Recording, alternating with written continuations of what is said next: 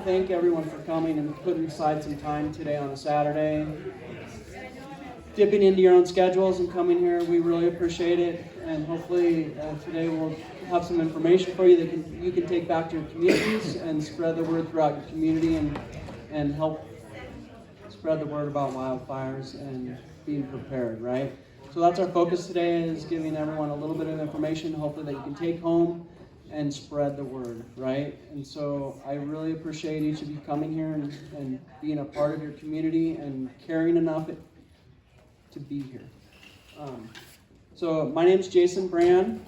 I work at the Tahoe Resource Conservation District, and we help lead up the Fire Adapted Communities program in the Lake Tahoe Basin. So we call it the Tahoe Network sometimes, but we're working to have the whole Lake Tahoe Basin be a fire adapted communities at some point in the future. There's a lot of different groups, and they're growing, and we're getting more and more, and we're filling in those gaps. So hopefully we'll be able to bridge that and become one fire adapted community throughout the basin in the near future. With that being said, a couple of housekeeping things that I want to remind you of. If you haven't put a parking permit in your car and you're parked out in the lot, you can go out and grab a parking permit and get it in your windshield so you don't get a ticket. And on the way there, you'll notice the bathrooms are on the left as you go out this door. So if you need to step away, you know where they're at. We're going to be moving pretty quick today. We have a stacked agenda and we're already running a smidge late, which is okay. With that being said, for each of the speakers, if you don't mind turning your cell phones on to silent, if you didn't already, so that we don't have a bunch of phones ringing and interrupting. We've got refreshments and water, coffee in the back, so help yourself to get up there. We will have a break, so if you want to wait until then, that's great, but don't be afraid if you want to step away for a second. As I mentioned, we do have a pretty busy agenda today, so with that being said, I'm going to be keeping time for the folks and giving them warnings when we need to stop talking. We do have time at the end for questions and answers, and there may be a little bit of time for each of the folks who are up here talking, but hold your questions for them unless they are engaged and want you to ask questions while they're talking, okay? And we're happy to have questions. That's why we're here. So we do have on the agenda a section just for questions and answers, and we'll have a couple of representatives up here to field those questions, okay? With that being said, I want to also note that some of the information that you're going to get today is North Lake Tahoe, North Tahoe specific from the Fire Protection District, so we're going to speak in just a moment here. We're going to be doing a FireWise specific workshop on the South Shore, and we'll have fire professionals from that side come to that one as well. So you won't get true information from how the fire protection districts on the South Lake side and Tahoe Douglas side are operating their chipping programs, but pretty similar on the whole side of the lake. So with that being said, I'm going to introduce our next speakers. We've got Ryan Dominguez from North Lake Tahoe Fire Protection District and April Shackelford from North Tahoe Fire Protection District, and they're going to speak about their programs and their services that they're offering this year. So.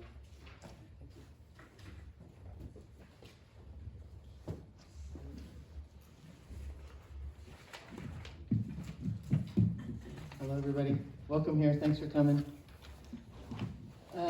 So yeah, as Jason was mentioning, we have this slightly different names, but Ryan Dominguez and I do a lot within the fire districts in Incline and across North Tahoe for support for fire adapted communities. And this just it's good to have an opportunity just to show how fire adapted community supports what we're trying to do with the fire district in terms of community outreach and getting people on board with defensible space, helping support that work with chipping and the green waste dumpster rental programs, and just other services to help work happen. I'm gonna let Ryan introduce himself as well. How's it going, guys? Ryan Dominguez, North Lake Tahoe Fire Protection District. I've been with the district since 2006. I started there as a firefighter, worked my way up to superintendent of Rifle Peak Hand Crew. Have a lot of experience on the fire line, especially in the WUI. Up here in North Lake, we've had a few incidents. Down in Reno, we've had a few incidents as well. I've been in a few. California has WUI incidents every summer, so have a lot of experience there. And in 2020, I decided to jump over to the fuels prevention specialist position for the district. So I was in charge of continuing the program, that Fire Adaptive Community program we had going there, and along with tasking some of the project work, the monitoring and lining up the hand crews to do the fuels work around our district. So got a lot of experience there. And then, yeah, on that note, I've been really working with fire adaptive communities for going on almost 11 years now. Started out as a seasonal defensible space inspector, and just really enjoy bringing the community together over this common goal of being prepared for wildfire. So I actually worked with North Lake for about 9 years, then came across an opportunity over here in North Tahoe to kind of carry on a lot of the same stuff. And both districts have been active with these endeavors for a long time, and it's really exciting to be in this role and help facilitate all this great work happening.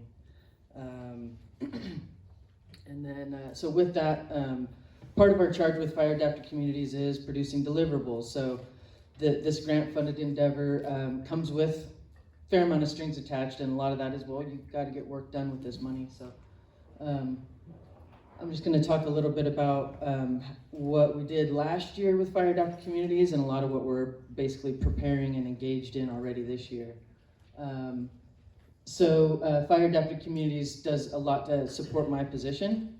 And then I have 3 seasonal defensible space inspectors this year. So we're going to be doing a lot of curbside inspections.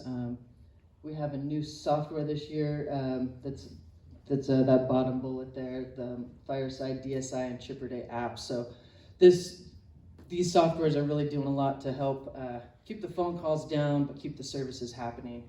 And so the Fireside's DSI is a new software this year that should provide a better communication platform with residents that kind of points out, like, this is the violation we're talking about, or this is the concern we have. And it provides a picture. They can reply with a picture of, hey, we completed this, this task, and get everybody just one more aware, and then just 2 closer to compliance.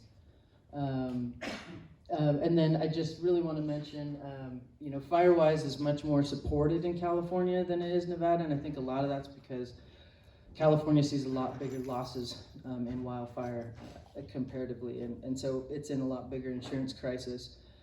Not that the risk is not fully valid, especially in incline and along the eastern slope. But we've got 19 active FireWise communities, and a lot of those leaders are in the room, and I really appreciate you guys being here and serving as that communication link out to all of your neighbors. It's, that personal connection does a lot, and I'm sure you're familiar with that. When someone invites you to something, you're more likely to go than if you see a flyer. So when they know you and you're having an event in your yard, they're more likely to come over just because they're your neighbor. So you guys playing that active role out there is really critical, and I just honestly can't thank you enough. It's been really eye-opening and inspiring to work with a lot of you. So thank you. And also, we're, like Jason was mentioning, and you'll see a little bit later, we have a map of FireWise and Fire Adaptive Communities. And we're looking to fill that whole thing in. So the more you can reach out to, maybe extend in your neighborhood, or reaching out to somebody you might know in the neighborhood down the line, so that we can make all of those linkages and just kind of put everybody on this broader awareness of, of the very real threat we have, and that you might find that, yikes, it's July and I gotta leave, and whoa, I got a cardboard box on my front porch, I got brooms, I got other things that I could just put inside here and know that my house is basically ember-proof. And so, sort of like bulletproof, but ember-proof, which tiny little embers can get in all kinds of little crevices and ignite homes. And so, so as we, especially fire prevention, it's just very important to be very aware of all of those things, and work on mitigation efforts while we have time. And then when, if and when, and unfortunately we do have to say when, we get that call to leave, we know that we're doing everything to, prepare ourselves, prepare our homes. When the firefighters come in there, they have a fighting chance. And then with chipping, so chipping and green waste dumpster programs is like really the biggest support for fire adapted communities as far as the funding piece. If it wasn't for funding from fire adapted communities, we wouldn't be able to have a chipping program. The crews over North Lake are much more established than we have at North Tahoe. And actually same on the South Shore and Tahoe Douglas, they have a lot more established crew than like Lake Valley and City of South Lake. So what's happening is those crews are essentially being hired out to come chip all around the basin. So they got a big task with our district because there's so much activity and Firewise leaders. The chipping program gets a pretty good demand on it, and the green waste dumpsters are really starting to see a good demand too. Last year we rented about 70 dumpsters, and I already have about 50 booked this year. So it's looking like that's getting a lot of demand, and if nothing else, it spells out to our other utilities that like there's a huge need to get rid of this green waste, and people are doing a lot to pull it out of their yards for a lot of good reasons. I'm hoping the program can support the demand, but I'm also glad to see it getting used. So. Kind of that. And then so last year, this is the numbers of stuff we did. So over 1,200 curbside defensible space inspections, and then which is just walking down the street doing an inspection and typically sending mail, and then over 1,200 with walking around with the resident on site, and so that gives us a really good opportunity to connect with people, convey the importance of defensible space, and just talk about all the little things that people might miss. That's like, oh, you're doing all this great work with veg, but you still have all this lumber underneath your deck, and just things that that sometimes people aren't aware of. We had over 1,000 chipping requests, and then chipped about 3,000 cubic yards. This is not in any way a record year, but it still is a lot of material. So I do gotta, just really give a hand to the crews that work and deal with our traffic and busy spots where it's like, oh, here, come chip this pile by the side of the highway, and a lot of just challenges that they face. But getting all that great work done, and then cubic yards. Almost 2,000 cubic yards in dumpsters, and that's not counting everybody else that got their own 6-yard dumpster or had landscapers take care of their work. So there's a lot of material that we want to come out there, and then just a graphic of the whole district. So and proudly and respectfully representing Meeks Bay as well, but again going Firewise and chipping and dumpsters and all of that across the whole district. So. That's a little bit about us. I'll let Ryan talk about North Lake.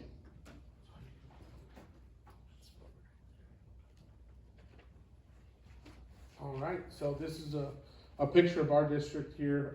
This is more on the northeast shore here, closer to Sand Harbor. But basically, our district consists of one fuels prevention specialist, which is myself, and 2 seasonal inspectors during the season. Our job consists of defensible space inspections, and going into block parties, community engagements. We just recently engaged with the middle school, providing education on what they can do and how they can better protect the community, as well as knowing the egress of their town. A lot of folks, you'd be surprised, you think an 8th grader and a 7th grader would know their ways in and out of town, but it was surprising and alarming at the same time. So we do a lot of that engagement along with our crew guys. Our crew guys consist of 48 firefighters, 12 being full-time staff, and then we got the rest of them coming on as seasonals. We got 2 hand crews, 2 20-person hand crews, and 3 Type 6 engines, staffed with 3 to 4 individuals, 7 days a week. Now those guys are nationally available for all incidents. So at times they're not here. They do assist us with the block parties and a lot of the project work that goes around the district. We pride ourselves in having a halo. So we've done, and I've had my hand in a lot of that since 2006, is providing fuels reduction around our town. Most recently we did quite a bit of work. I don't know if you guys have seen on the northeast shore. We did a lot of fuel reduction around that power line, teaming up with NV Energy. So I'm proud to say that. And then tying in the community with these fire adapted communities, we do block parties and we host, we let our crew go in there, educate folks on why we burn, how we burn, whether it's a pile burn or a massive production, a full RX burn, you know. And I usually get myself involved. I get partners involved. The Forest Service has a representative, talks about their peppered lands around the area, and then we have Nevada State Lands come on and talk about what they do, and we've actually partnered quite a bit to do a lot of fuel reduction around the neighborhoods, around those properties. A couple of years ago, we had one on Upper Tyner. That's a target hazard area. Tom was the neighborhood leader there, and he helped us quite a bit. We had about 60 folks show up, and about 35 of them signed up for 20 minutes worth of work from our hand crew. So we'd show up and we did a lot of the fuel reduction, the defensible space, educated the community on that. It was a face-to-face and boots on the ground type of stuff. I want to do that again. Right now, currently, we're in the Jennifer area. So it's a 2-year process where we go in, we do curbside inspections, kind of stir the pot a little bit, get the community engaged, start dealing with the phone calls and the emails, try to plan a block party where, like I said, we have all these representatives and all these things going on at that event, and then we move on. And usually I prioritize that by the hazard, so slope, aspect of the community of that neighborhood, and then I try and gauge which, in a fire situation, worst case scenario, which area would be the worst, and we go after them. So again, those firefighters are nationally ranked, and they chip from Sand Harbor all the way to Meeks Bay. So they take care of everybody. So, and a lot of the time they average about 1,000 hours of fire overtime. And on top of that, when they're here in district, they're doing all that. So sometimes patients from Firewise communities and neighborhood leaders understanding, spreading the word that, hey, these guys have that, and they take care of our community as well, goes a long ways. Obviously, we have our fire adapted community leaders who help us out with these events. Very thankful for them, trying to continue to build those community leaders. And then we also have the Fireside, DSI, and Chipper Day program.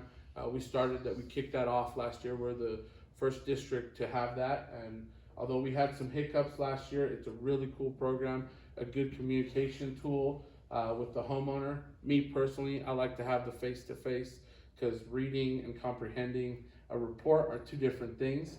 But if you get that face-to-face, at least with the community leader, somebody that is going to pass on the word and be able to help read those reports, that's key.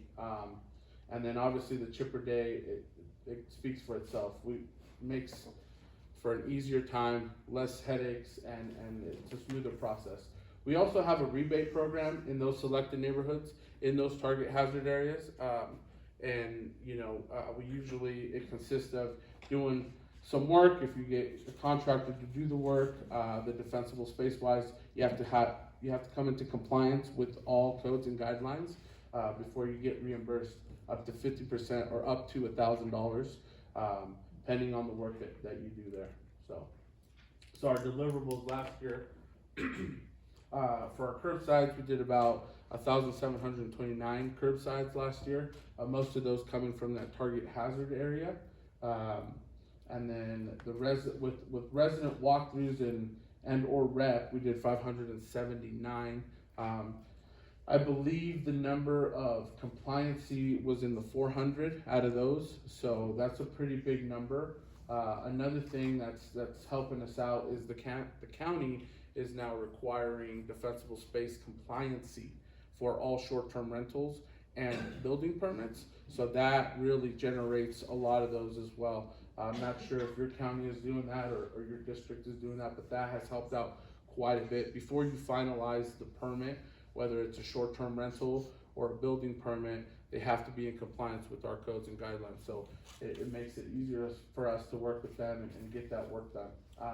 The chipping requests that we had with 224, that's kind of on the lower end last year. And you know, we didn't have a lot of fire here, and we haven't had fireworks in our district for the last 2 years. I think that played a lot of a factor in folks coming back to the residence this summer, or last 2 summers. So there was a lot less folks in our town, I feel like, last year. I think that's gonna change this year with the fireworks coming back. People are gonna start flooding back in, which is gonna promote more of that defensible space, and the folks that didn't quite come back last year. So I'm hoping those numbers go up. Obviously, we got the cubic yards removed out of the 224 was 926, and then rebates issued last year. I'm still currently, because we're still not quite done with the fiscal year, but we have, I wrote down 16, and the community spent 49,000, a little bit more than 49,000 last year, and then they received back $11,000 back from that rebate. And the year before that, we did about 22 of them, and the community spent in that area with the rebates. They spent about 67,000, and they return was 17 grand on that. So the community is spending money, they're moving, and that's what I like to see. Is this where the video is? Okay. Is it? But we don't have sound. We don't have sound. So, Okay. Does it play? It should play. You might have to go over there and hit play on the laptop. So this is a little 5-minute video of what the guys do outside of that fire, or outside of the community engagement, the chipping and all that, the fuel reduction. It's a little video, if you know.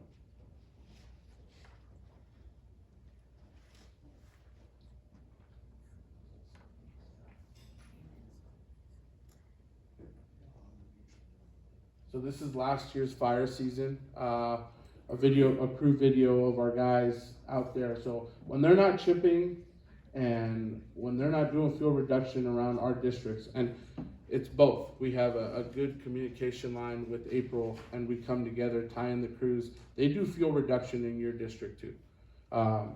We've done multiple acres. Oh, there it goes. But just be patient with them. I know sometimes the pile could be out there a while, and it is a free program, and we want to promote that. It's amazing, the numbers, the cubic yards that we do. You guys should give yourself a round of applause for that. It betters our community, but at the same time, these guys come in after 14, 16 days of this, and they take care of your piles. So if there's any mishaps or miscommunication, you know, be a little bit patient with us, and we're more than happy to come out there. You'll see them out there chipping. Maybe go out there, give them a handshake, and give them some water. It's all right. We could go on to the next thing. I think we're running short on time anyway, so let's keep going. But that's our district in a whole, and I'm hoping to continue this program and make it better for the future. So thank you guys. Appreciate it.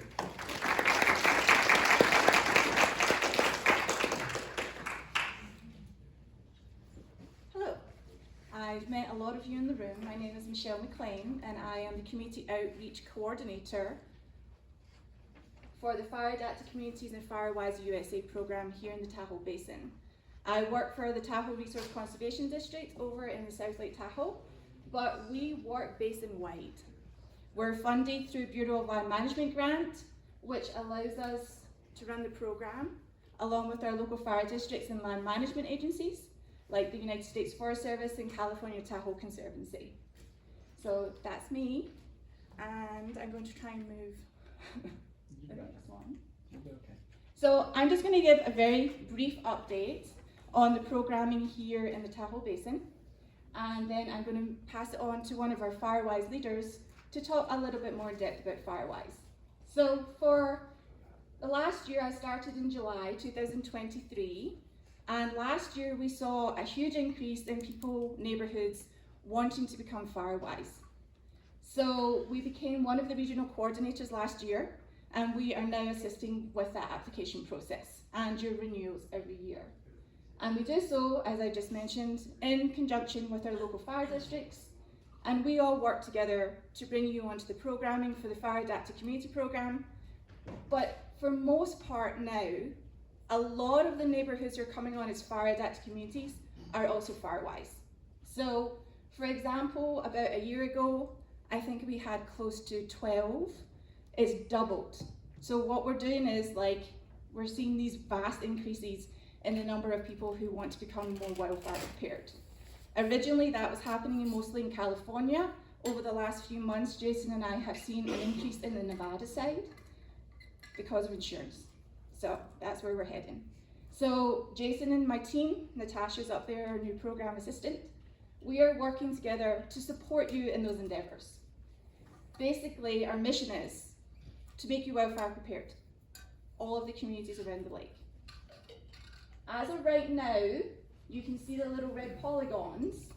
That is fire adapted communities. We have 76. We currently have 39 FireWise. We have 5 new pending, which takes us to 44. That is a huge amount, big jump. The intention of all of us here in this room is to make that all red. That's the hope. And we have 97 neighbourhood leaders, and many of you are here today, so thank you for being here. Really, what I wanted to talk to you guys about was to say thank you. Because yes, the fire districts are needed, Tahoe resources needed, but without you, this wouldn't be happening. So I like to say that fire adapted communities have many faces. We have the fire districts. This is not April, this is Kim George over on the South Shore. We're looking for photos, by the way, we need good photos. Tahoe Resource Conservation District, we're here to support you guys. The University of Nevada, Reno, Living with Fire program. We have Jamie here today. These are great partners for us for resources, publications, and for running workshops and education like today. But as I said, it's you. Without you being here, without you working with us, this would not be happening. These are our communities. These are our leaders. For next year, we are going to be focusing on making that full circle. We have our fire districts. We have our land management agencies. We have us, the university. We don't have our youth. So thank you, Michael Morgan. Thank you, Leona Allen, because we made those first steps this summer, and we had high schoolers out doing work days and defensible space. This is my son. He's one of the new ambassadors. So for next year, just so you all know, if you want to become involved, contact me. Leona spent Friday describing defensible space and working with Tahoe Science high school students to clear neighbourhoods lots who are unable to do that for themselves. So we're here to help. The ambassador program next week, Natasha, will be starting it off at South Tahoe High School. And as Ryan spoke about, we're going to the lower levels. We're going to the little ones. Ryan and April and other people are already working at the schools. We have been focusing on presentations for PTAs, cafecitos at the schools. But next year, with the University of Nevada, Reno, we're actually working on a children's book. So our outreach is going to extend full circle to the little ones. And we're hoping to get them more involved in the program. And that's me, that's our future. If you would like to be more involved, please feel free to get in touch or talk to me during the break. I'm going to pass this on now to Susan Chandler, who is one of our FireWise Fire Adapted Community leaders. And she is from the Tahoe Keys, which is a huge area, great HOA. And Susan is very good at explaining FireWise, the why and how. So many of us here today are involved, but for those of you who are not, Susan's going to give us a quick update. Thank you, Susan. Thank you.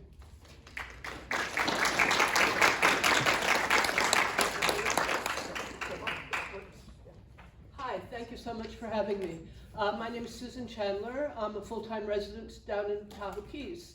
and approximately a little more than a year ago, we decided that we also wanted to become FireWise. There were already at that point 12 other communities on the South Shore that were FireWise, and I made friends in those groups, and they were encouraging us to become FireWise also. We're a relatively large community, about 1,400 homes, and we obviously do have interface with wetlands, with the lake, with forest, and it was just decided that it was something we should do. Let me go on here. Okay, I am going to be talking quite a bit about this website, readyforwildfire.org. It's been incredibly useful. And why should our communities become FireWise? Well, I've found that it's the greatest way to get to know the people in your community.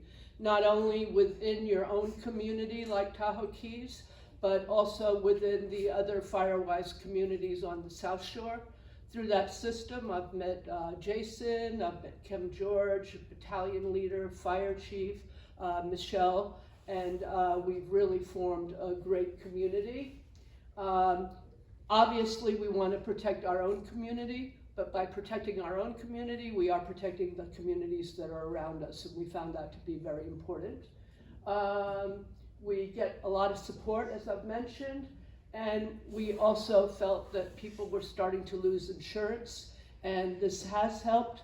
I am with State Farm, and I did receive a substantial discount this past year on my fire insurance, which is quite enlightening since so many people have their fire insurance going up, and that's been very pleasant.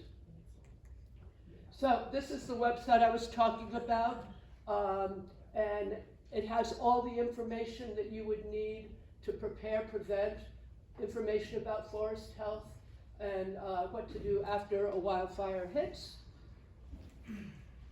The second page is Get Wildfire Ready, and on that you can see that it tells you about preparing, and not only preparing for your property and defensible space, but also preparing for evacuation, and what are the different strategies that are being used.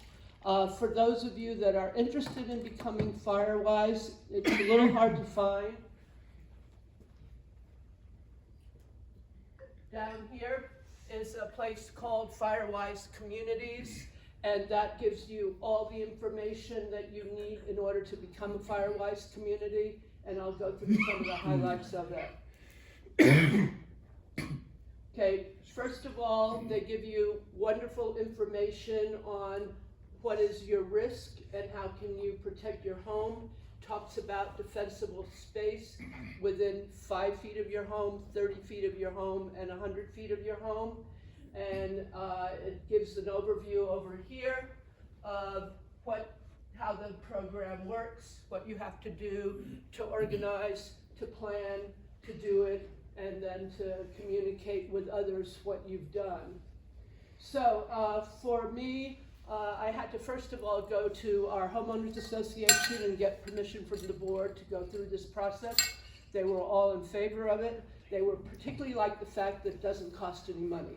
So that's something that neighborhoods know. It's not money at all. It's just a matter of finding some volunteers and doing the work. Okay, so how to become a FireWise community.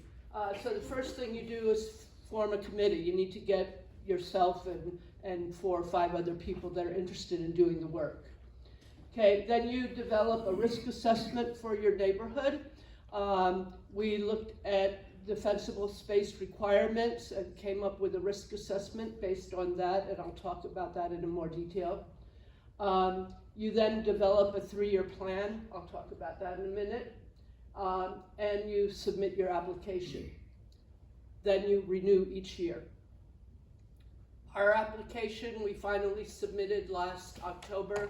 We were approved in November, and so we became a FireWise community in January. So this year, after the summer process, we'll renew again. Okay, so, sorry, I'm gonna have to stand out here. I don't have, I guess.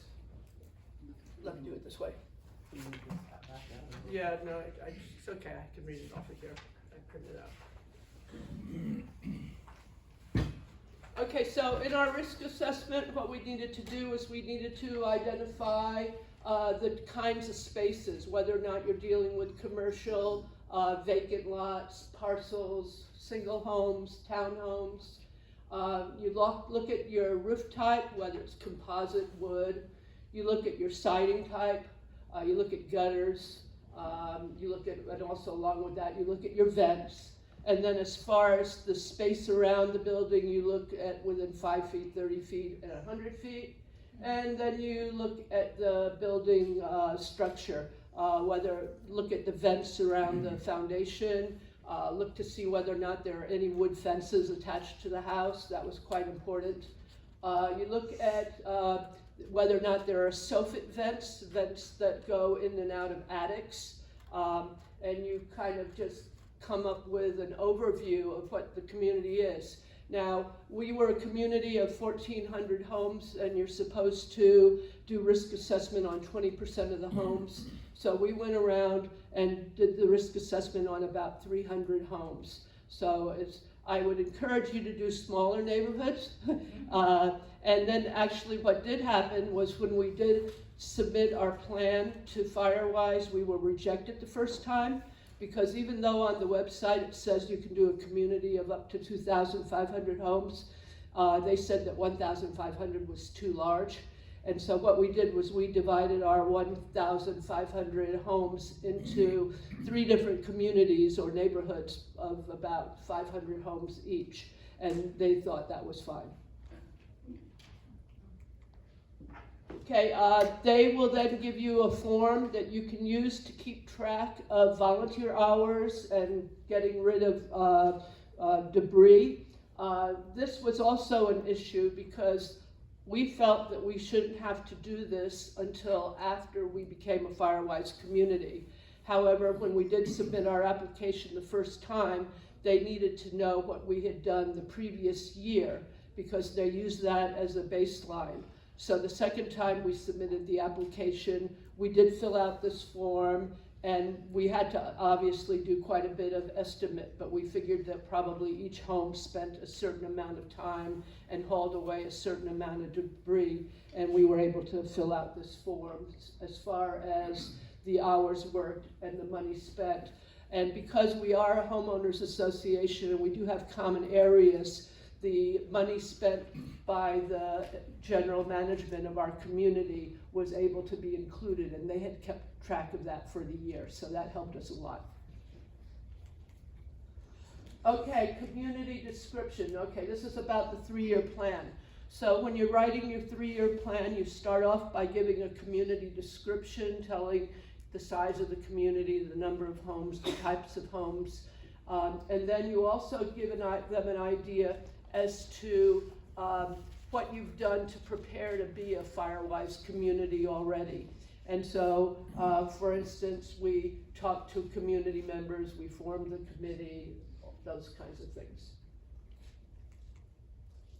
Okay, and then there is a basic plan or a format that you use to do your 3-year plan. You give information about what you're doing for education and outreach. You give information on home hardening. You give information on what you're doing to reduce fuel and what you're doing to prepare for evacuation. And I don't know, Michelle, are they going to have the possibility of getting access to this PowerPoint? Yes. Yeah, okay. Yes. Yeah, so, probably I wouldn't bother going into the details here, but for those of you that are interested in becoming Firewise, this is a very good overview of what has to be done for a 3-year plan. Oh, and obviously then, let me go back. Obviously then you have to renew each year. And you have to do this not only for year 1, but for year 2 and 3, and it's exactly the same format. And basically what will happen in year 2 and 3, you take what you did in year 1 and try to improve on it. So once you get year 1 done, it's not that big of a ordeal. And this last slide just talks about the different districts that relate to Firewise in the state of California. There is quite a difference between Northern California and Southern California. I have a condo in Mammoth, and I'm working to make it into a Firewise community right now. And we weren't allowed to do our own risk assessment or come up with our risk form. This CAL FIRE actually will come in and do that for us down there. And the building is being assessed on June 10th, next week. So we're really excited about starting Firewise down in Mammoth. We will be the first building down in Mammoth to become Firewise, which I'm quite proud of. So unfortunately, there is a meeting that I want to go to in South Shore, so I'm not going to be here for question and answer, but if anybody does want to contact me, Michelle can tell you how to do that, and I will gladly help any newbies become Firewise, because I think it's a great thing for us to do around the Tahoe Basin. Okay?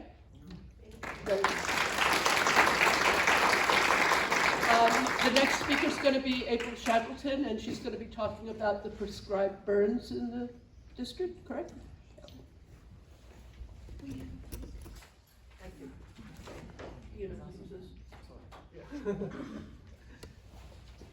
All right, thanks everybody. I was really glad to have this segment. You know, as much as fire is bad, we are living in an area that is absolutely fire dependent. So we're trying to put neighborhoods on top of areas that historically have burned since time and antiquity. And so it's an interesting little dynamic that we have here to reduce fuels and otherwise make it look like we do have a natural fire return interval amongst our homes. So that is basically clearing out dead debris, keeping our trees healthy, you know, bigger old growth trees that put a lot of shade on the landscape, and getting rid of a lot of the undergrowth and smaller trees that come up in the interim.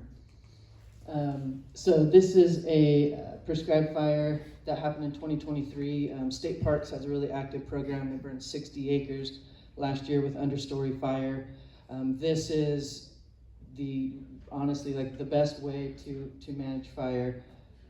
But because our communities are here, our infrastructure is here, you know, we can't let fire burn naturally, and two, you know, our ability to pull these burns off in a safe manner, it has a lot of limitations.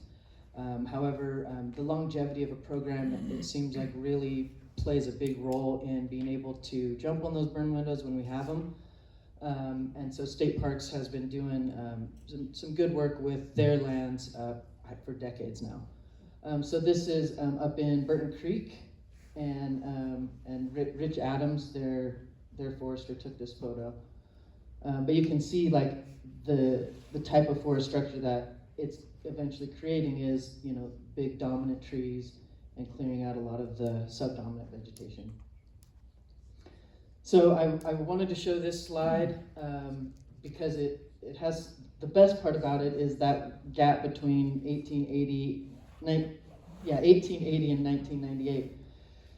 Prior to that, we weren't in there suppressing fire. And so you can see all the intervals, and there's a lot of research about how big our fire return interval is. And there's more about it on the next slide. You know, scientists and researchers know a lot, and they are continually studying a lot to know more about how our environment works. And so on average, so I usually would throw out 2 to 22 years, and you know, ultimately that's kind of the average. But sometimes it's only 4 or 5 years before fire is seen on that same landscape.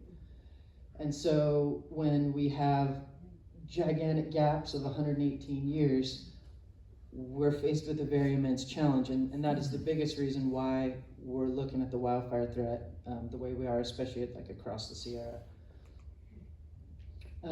So this is another map I found through the U.S. Forest Service. Their general technical reports are available for free. They're a wealth of information, but it has basically the fire return interval mapped across the country. So a lot of differences with, you know, drier landscapes, wetter landscapes, and then just really what we're looking at in the Sierra is basically 0 to 34 years based off of, their analysis. And this came out in 2020. So this is just some pictures kind of getting at what happens when we don't have natural fire on the landscape and what kind of detriment it ultimately leads to.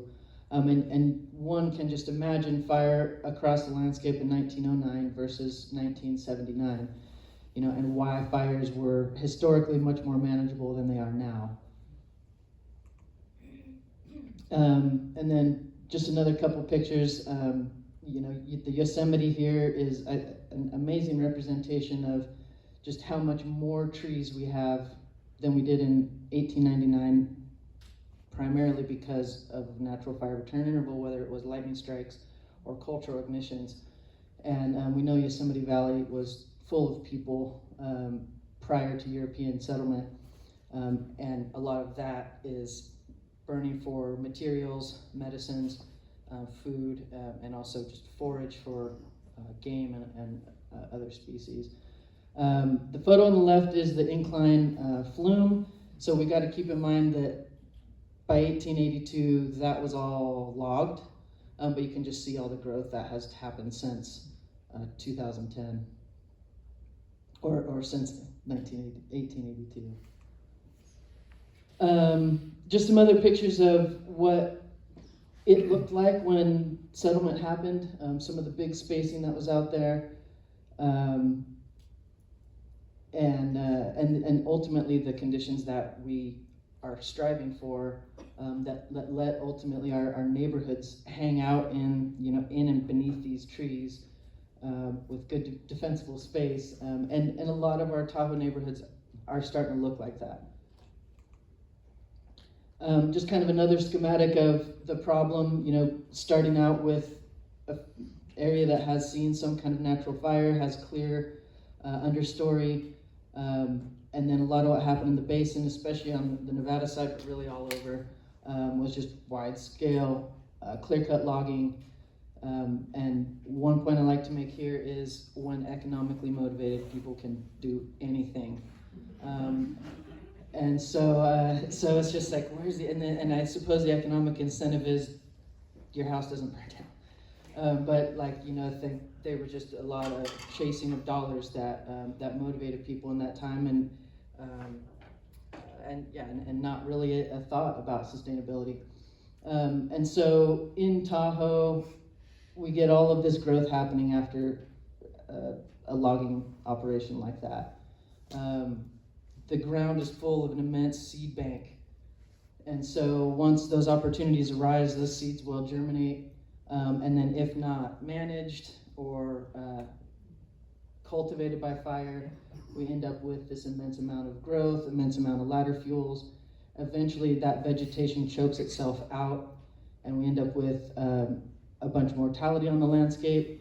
And this is nothing new. I mean, this is Incline Village from the 1980s, kind of suffering through a bunch of loss of vegetation due to basically water stress, leading to weakness of trees that then leads to beetle infestations. So a lot of this is fir engraver beetle. Then those trees fall, and then we have a bunch of ground fuels. So there's a lot of dynamic between what stage of sort of bad forestry we're in, but we have a lot of challenge to deal with. And while it would be amazing to do all these great treatments across the Sierra, and a lot of good work is happening out there, the work that we do around our communities is the most critical. That's where our firefighters are going to be. Those are the areas we need safe. And so the fuels reduction treatments that we do around our neighborhoods are a critical part of being in a fire-adapted community. And then this is just some numbers from the Forest Service. That 500,000 acres of their land, so not counting private land across the Sierra, would burn every year. And we're working on 35,000 acres a year.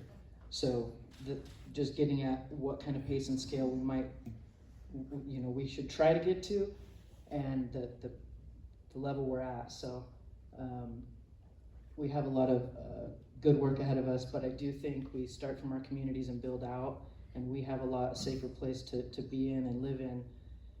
And then, you know, should wildfires happen out there, we can maintain a safer threshold around our neighborhoods, and ultimately, fire is endemic on that landscape. And like I was saying, I mean, unfortunately, it returns one way or the other. So this is a fun graphic, and I had to walk myself through it a couple of times to make sure I explained it well enough for everybody.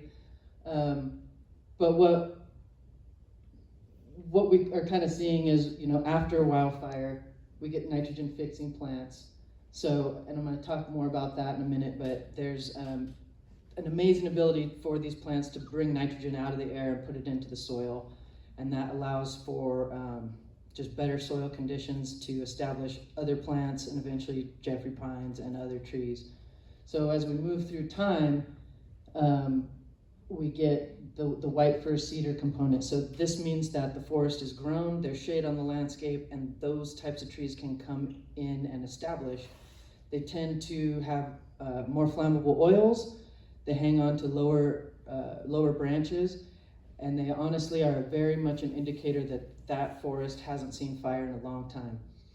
And so when we get into that subclimax seral stage, and meaning we haven't gone off at the intermediate seral stage into a more natural fire return interval, we end up with these bigger fires that send us back to a more primary stage in plant succession.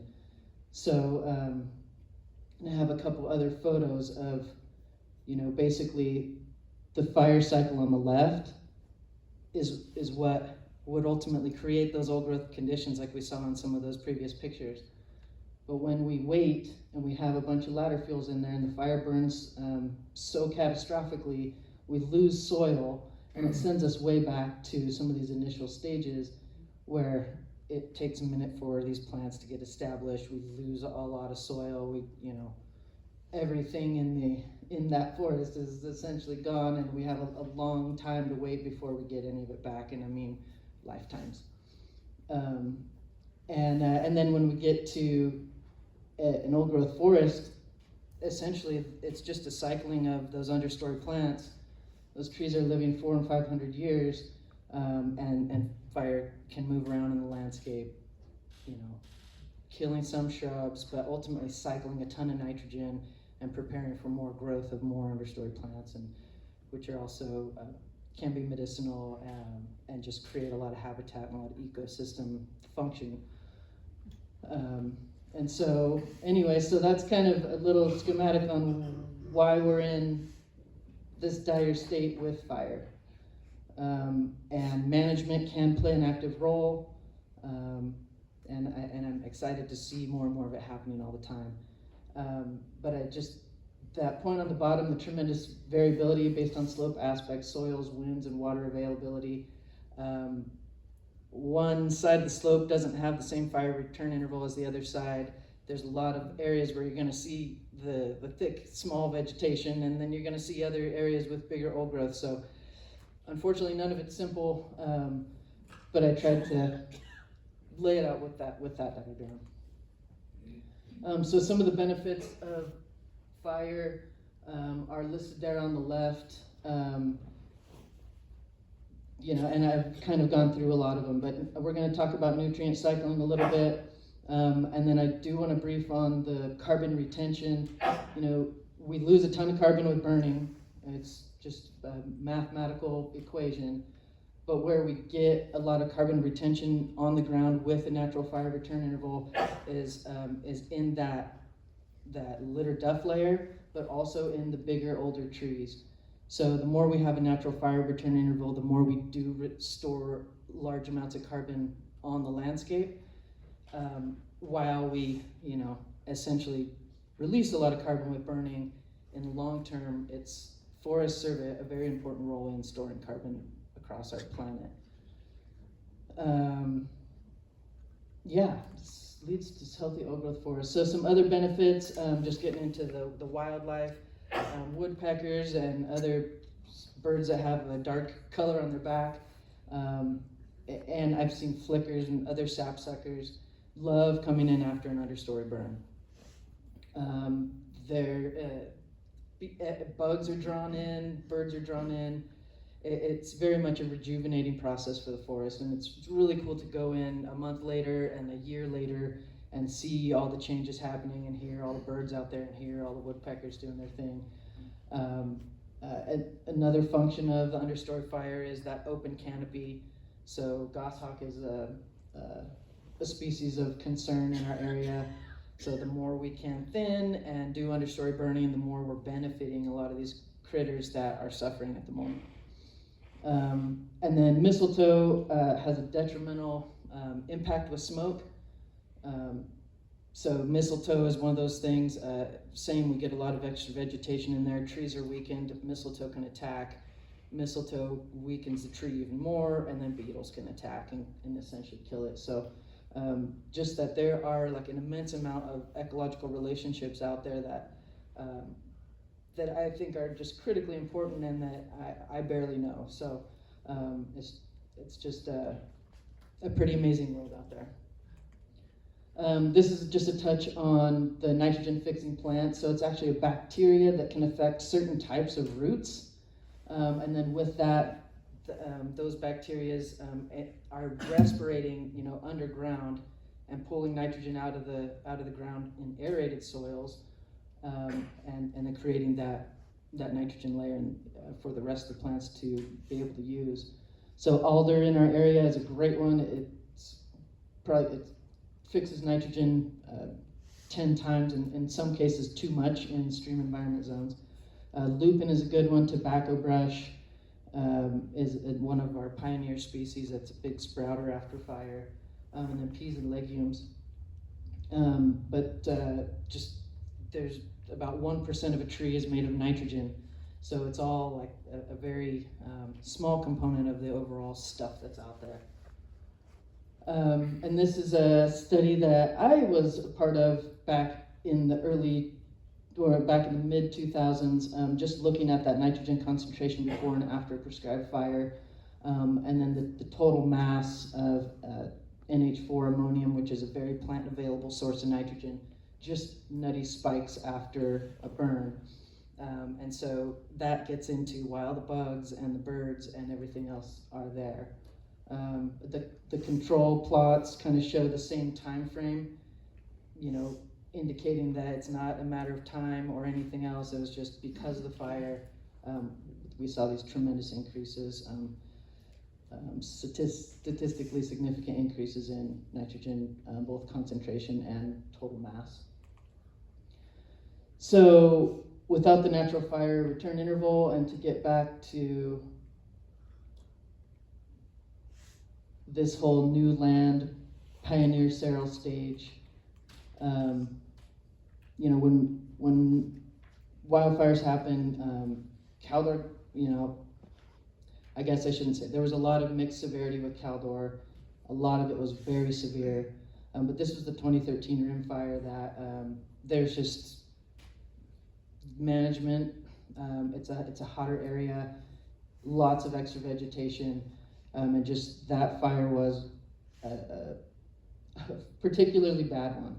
And then over here, the 2002 gondola fire, so that's the big scar that we all see in South Lake Tahoe, that was caused by a careless cigarette being thrown out of the gondola,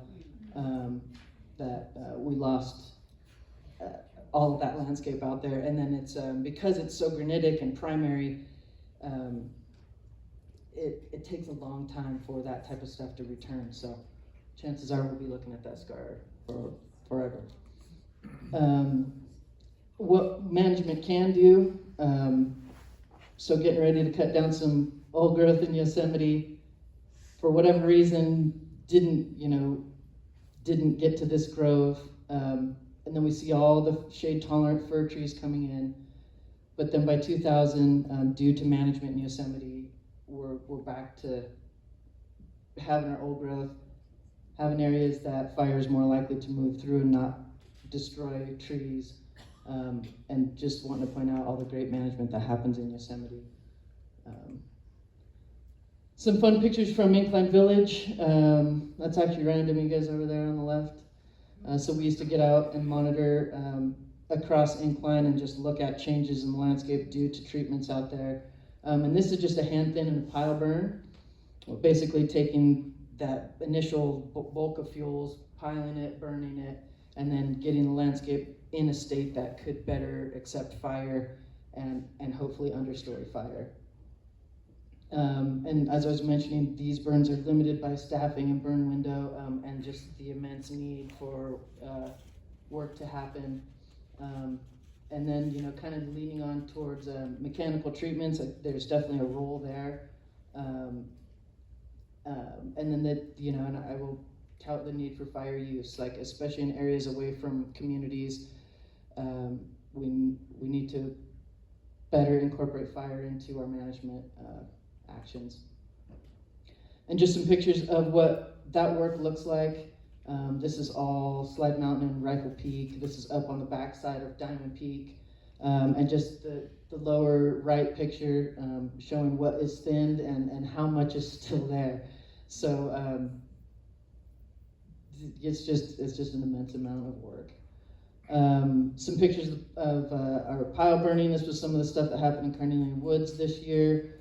The lower right is state parks, and then the pictures up top are Incline Village from a few years back, but just looking at the plumbing and the infrastructure and the crew presence that needs to be on site for this type of stuff to happen, how some of the lighting happens, and then, you know, what some of the understory fire looks like. Just a brief touch on mastication. You know, this picture on the lower left, that forest is going to burn, and more than likely those trees are going to die. So this is a huge arena of what is good and what is bad on the landscape, and getting back to that variability, there's a time and a place for everything. So managers have a lot of important decisions to make on where they should masticate that's going to make the most sense, spend the dollar the best, and potentially reduce shrub growth versus do an actual hand thin and pile burn in areas that, you know, if you reduce that shrub growth and lay it all over the ground, you're ultimately leading that forest to a bigger vulnerability. But it can make short business of the work out there. So, and that's what the Manzanita is kind of pointing out on the lower right there. And I'm running out of time, but this is a treatment history map that the Tahoe Resource Conservation District is part of putting together. We're active with fuels treatments. There's plenty of work to do still, but I do want to point out that we've been active. I know Incline's been active since the mid-90s, and other agencies too have been at this for a long time. So we carry on. And then some other pictures of just those fuels treatments down the West Shore. And then we're going to talk more about defensible space, but I'd just like to point out this graphic of where the ember's going to hit your house. You know, I think this is the biggest takeaway, that we need to emulate it everywhere in the basin and everywhere that there's a community in the wildland-urban interface. Some other do nots, except for that one in the middle.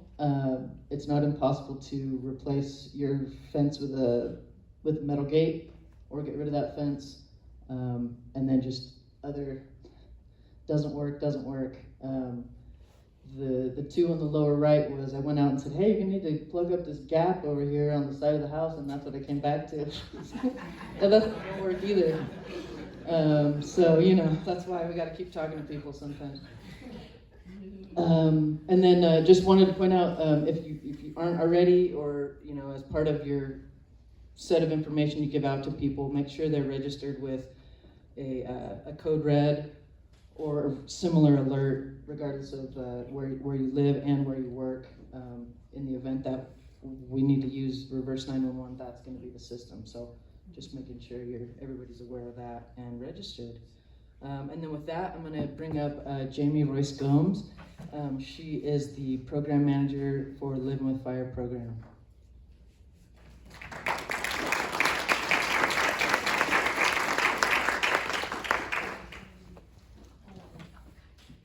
Okay, I'm really short. Hi everybody, again, my name is Jamie Royce Gomes. I am the manager at University of Nevada, Reno Extension's Living with Fire program.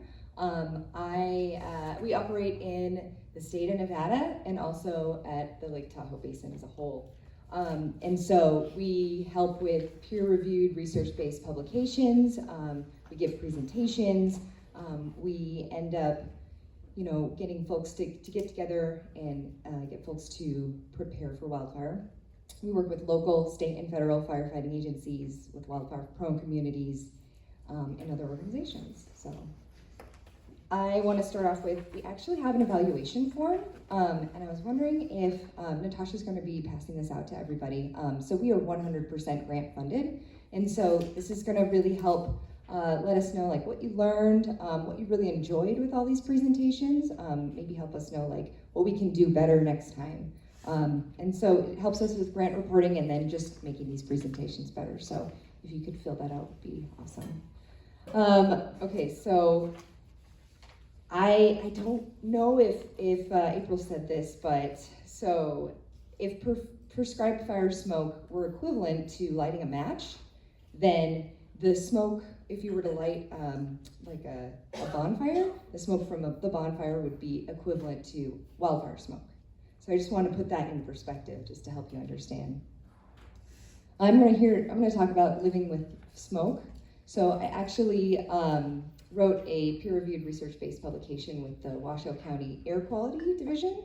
And so I was really concerned with smoke because I have a little one with asthma, and so we just wanted to do this. I couldn't find one, but a publication or any information that just had everything. So what's in wildfire smoke? So in general, wildfire smoke is made up of carbon dioxide, water vapor, carbon monoxide, particulate matter, I'll get more into that later on, nitrogen oxides, hydrocarbons and other organic chemicals, trace minerals and thousands of other compounds. And wildfire smoke depends upon the fuel type, like what was burned. Was there only trees and shrubs burning? Or was there houses and vehicles burning, more hazardous things? The wildfire temperature, this impacts what's in the smoke. So was the wildfire smoldering, or was the wildfire really intense and it was fully involved? That impacts the volume of stuff that's in the wildfire smoke. Wind conditions, like how fast is the wildfire smoke moving, right? So we know that larger particulates aren't going to travel that far, but fine particulates can travel across continents. So all of these things go into what's in wildfire smoke. And so fine particulate matter is what we're really worried about with wildfire smoke. And so they're just small microscopic pollutants, and they're 2.5 microns in diameter. So what does that mean? So I've got like one piece of hair that I'm holding. That's actually 70 microns, but we're talking about something that's so microscopic that's 2.5 microns. So they're just, so small.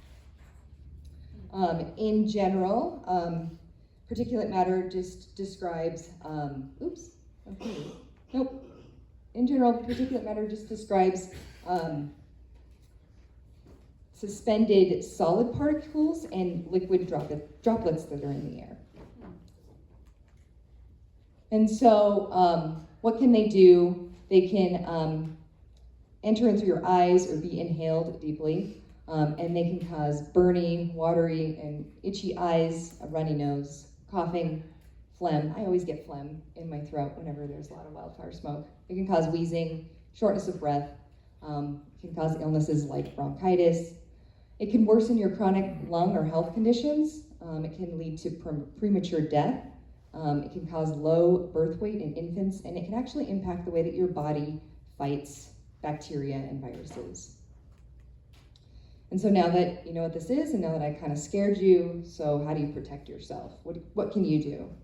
So you can monitor the air quality regularly. You can go to airnow.gov, but if there's smoke in the air, you want to go to fire.airnow.gov just to look at what the AQI is. So what can you do indoors? So you can, you should stop doing things outdoors, if you can. If you have to work outside, that's a little different, and we'll go over what you can do. You want to keep the windows and the doors closed with your air conditioning on if you have one. Avoid creating additional smoke or particulates in the air. And so, you obviously don't want to smoke in your home. Use your gas, propane, or wood-burning stoves or fireplaces. Burn candles or incense. Use aerosol spray cans. This one threw me for a loop. You shouldn't be frying or broiling foods. So like if you want to fry some bacon, that's actually going to decrease the air quality in your home. And then we don't recommend vacuuming. Like I'm not saying like be really filthy, but like, when you vacuum, particulates get in the air. Maybe use like a wet towel or cloth or something to wipe things up.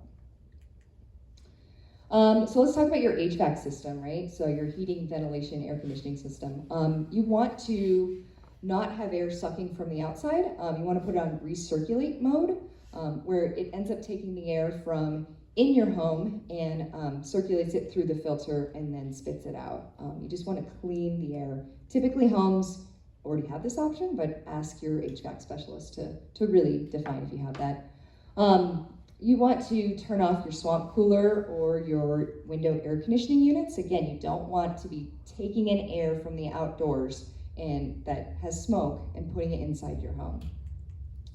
You want to use a MERV 13 filter, and typically HVAC specialists use like a lower quality filter. So this MERV 13 can help filter those particulates out.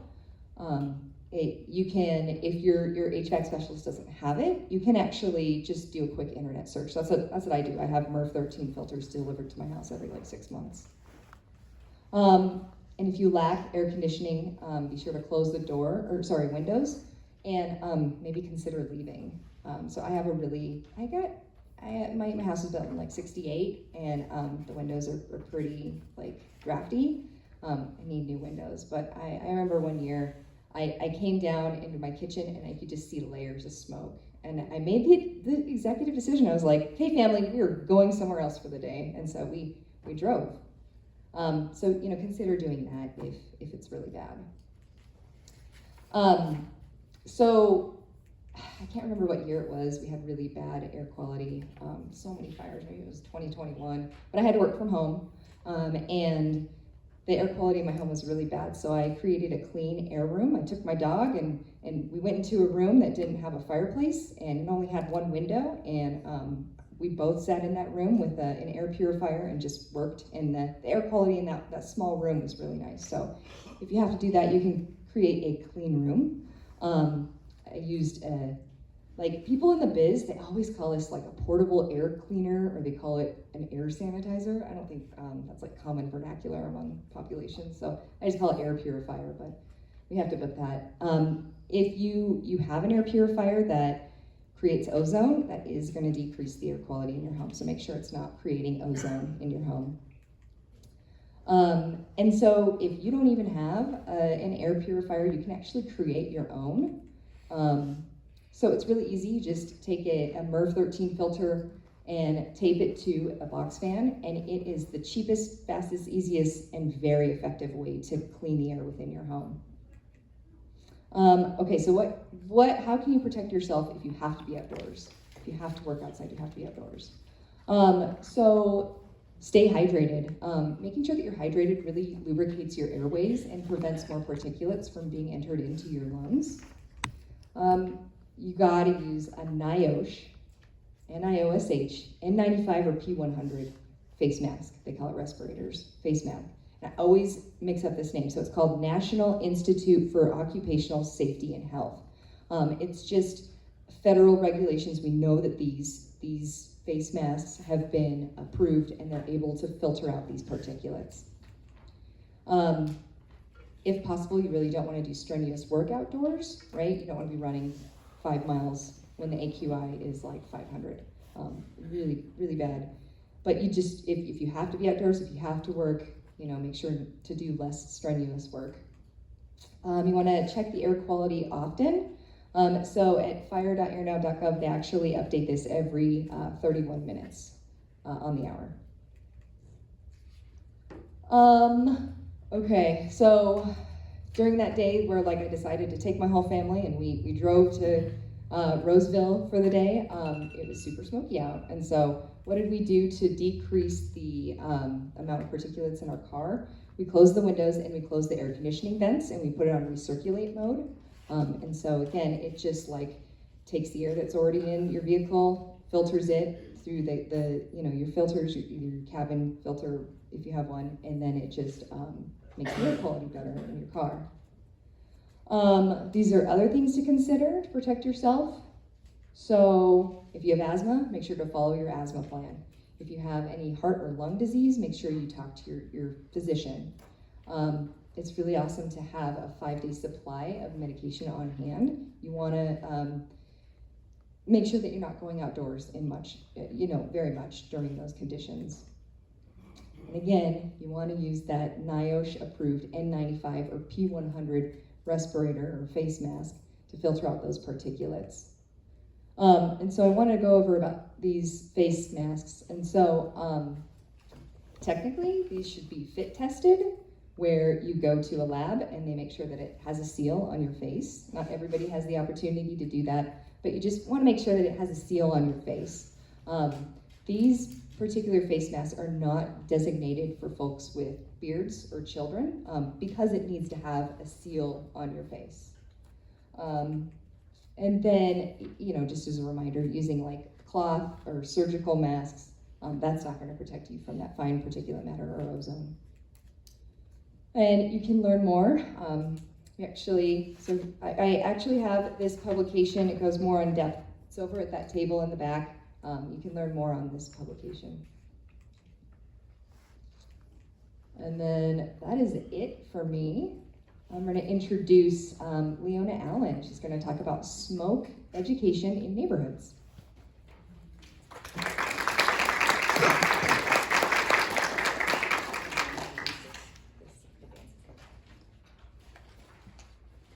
Hi, before we continue, I want to clarify something. It says here that I'm from the Miwok-Wintun Nut neighborhood, and I just want to make sure that everybody understands Nut is North Upper Truckee. It's not an assessment of my mental condition. Let's just make that clear. Okay, so why am I concerned as a FireWise leader about smoke, and what am I doing to help my neighbors? Well, this is a map of my little neighborhood in Myers. We're on the South Shore of Tahoe.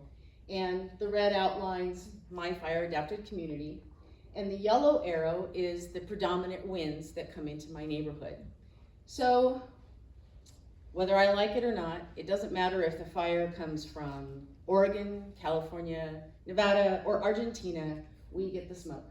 The little dot is my neighborhood, and this was the Caldor fire.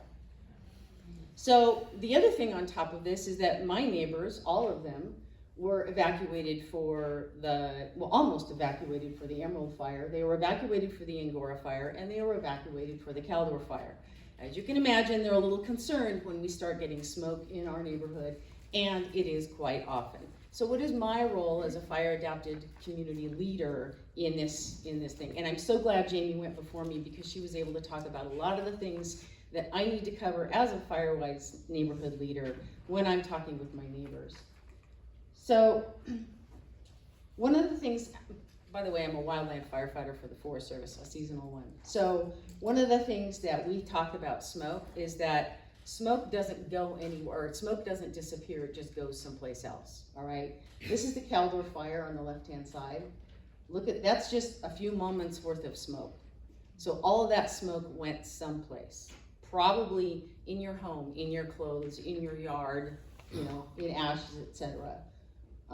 This middle photo is the moment I was standing in the South Upper Truckee neighborhood when the Caldor Fire embers hit on the east shore of Christmas Valley. And that's my patrol truck right there. The smoke was so thick we couldn't see where the fire was, we could just hear it. So that's how bad it gets. And then of course we get these little notifications. So as a role, as a FireWise neighborhood leader, it's really important that I pass on everything that Jamie just said to my neighbors, because they're concerned. I'm gonna get texts and emails and all kinds of things. So I wanna prepare for them what to do in case of a smoky event. And again, it may not be a fire that's coming, it may be just smoke, or it may be prescribed fire. So I'm going to take all that information and I'm going to put it in an email with some fancy graphics, and I'm going to send it out several times in the spring before fire season hits. And that way my neighbors are not so freaked out. I definitely use fire.airnow.gov.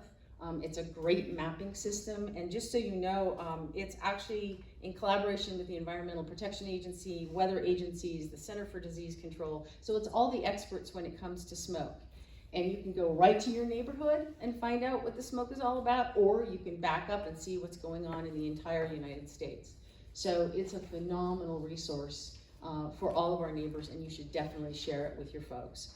I was on the mosquito fires 2 years ago, and I thought, oh, I wonder what my air quality index is. I'm on the fire line, but I thought I have a few minutes on a break. So I looked it up on my phone, and my phone told me to leave.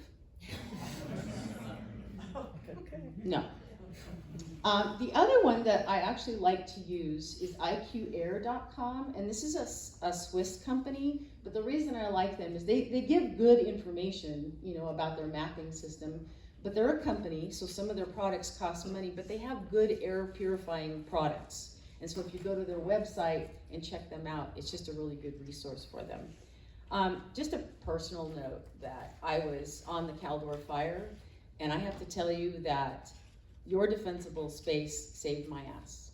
And I want to say thank you for all of you who are doing what you're doing, because it meant the world to us as firefighters. It made an impact, it made the difference in what we did, and we didn't lose a single home in the Tahoe Basin. So thank you.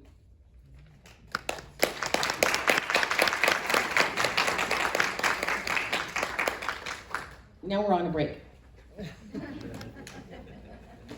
So we caught up on time a little bit. We're going to take about a 10-minute break, 15-minute break. Go ahead and get up and stretch your legs. Do some yoga if you want to. The one thing I want to point out, and I think it's wonderful, and I'll probably do it again, but what we're about is making these connections, and we're hearing it from other people, right? Community to community connections, so neighborhood leader to neighborhood leader connections, and learning from each other. So keep that in mind as you're out there. Mingle with your groups here, but within your communities too. And another thing that I got to hear, and I really like it, is, and I think it's a Rich Adams quote, who used to coordinate. He was a burn boss over in the state parks in Sugar Pine. We get to choose our smoke. So if we're having a Caldor fire, and the pictures that Leslie showed us, oh my goodness, we're stuck in it. The smoke that comes off a prescribed fire, if we can get our landscape to that point and we're ready, how wonderful, right? It's a different type of smoke, it's not as intense, and we get to choose it. Maybe we do need to leave for the day, but we get to come back quicker, right? So keep that in mind, and hopefully we'll get our landscape into a point where we can put fire on the ground again. We'll adjourn in a few minutes. To talk about home hardening and things that we can do to armor our houses basically, and create an environment where our homes are more resistant to the ember storm that may come. There was a picture that we saw earlier. April had it, and there she showed a photo of a home that was fully engulfed in flames. And the one thing I really like to see or show in that picture, because I've seen it a couple times, is the home was fully engulfed, but all the trees around the home were still green. Okay, so think about that. It's not always the trees that are set back far enough from our homes that are burning our homes. A lot of times it's the ember storm that's coming before our homes are on fire. So keep that in mind, and without further ado, Jamie's up. Hey guys, I'm back. Oops, sorry about that. I'm just going to hold this. It's a lot easier because I kind of walk around all the time. So let's get into this. Let's see if this is working. It's not. Do you think maybe you could advance the next slide? Yeah, we got that right. Yeah. Technology, it always senses fear. Like when you want to use it, it decides that it doesn't want to work for you. Thank goodness I have Jason here. So I think one thing to note about home hardening, like what is it? So home hardening is basically retrofitting your home with ignition resistant materials to reduce the threat of fire upon your home. And so this slide is really cool because we're looking at different communities that have had fire. And what have we learned? Well, in neighborhoods where destructive fire have come in, the major contributing factors to home loss were lack of defensible space. They were firewood piled near the homes. They were dry decks, and there was fire vulnerable construction materials. So if we were to break these up, let's see if my, there we go. If we were to break these up, basically there is concepts of defensible space and home hardening issues in here of why these homes ignited. Now it's working. Thanks, Jason. So I want to go over like 3 basic ways of how homes ignite. And so the first way would be radiant heat. So let's pretend that my whole body is a flammable shrub. It's on fire. I am not touching this makeshift home right here, but because the fire is so intense, through that intense heat, it's going to cause this home to ignite. I don't know why that just moved. Second way is direct flame contact. So let's pretend that my body is a tree and my arm is a branch and it's touching the roof of this home. If my the trunk is on fire, the flames are going to follow the fuel to this branch and then ignite the home on fire. A third way, and this is the most common way that homes ignite, this is from burning embers. And so embers are pieces of burning material that can travel a mile or more ahead of a flame front, land on, in, or around something flammable, and ignite the home. Research suggests that 60 to 90% of the time, homes ignite from embers. So we really need to be conscientious about embers.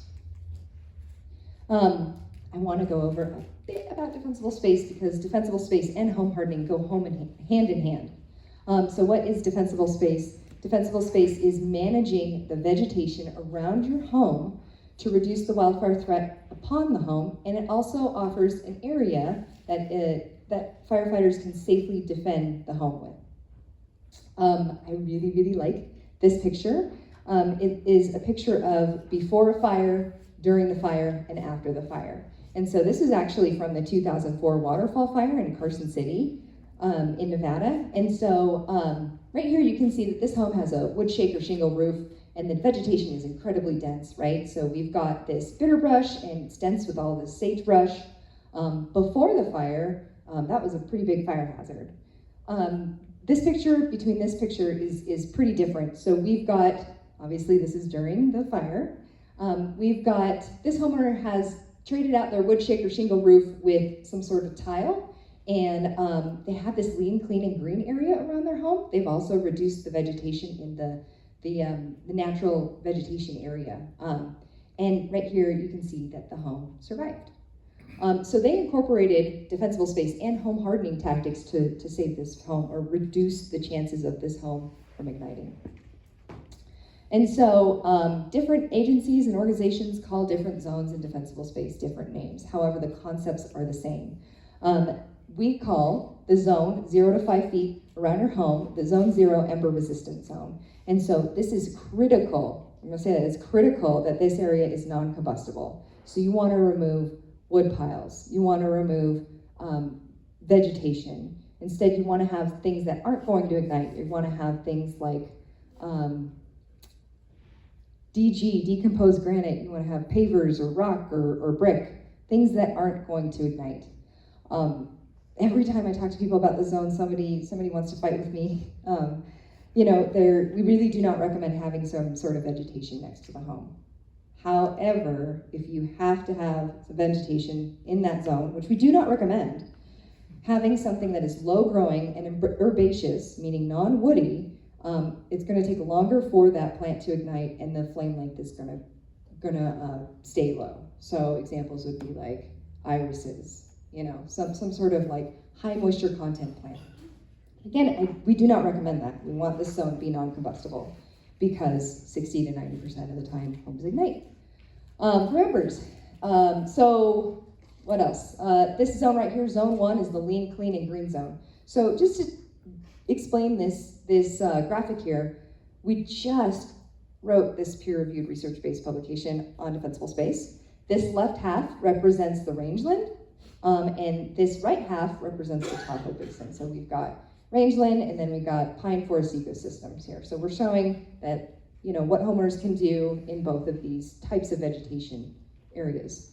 So in this lean, clean, and green zone, we make sure that it's lean, getting rid of all the dead vegetation, make sure it's clean.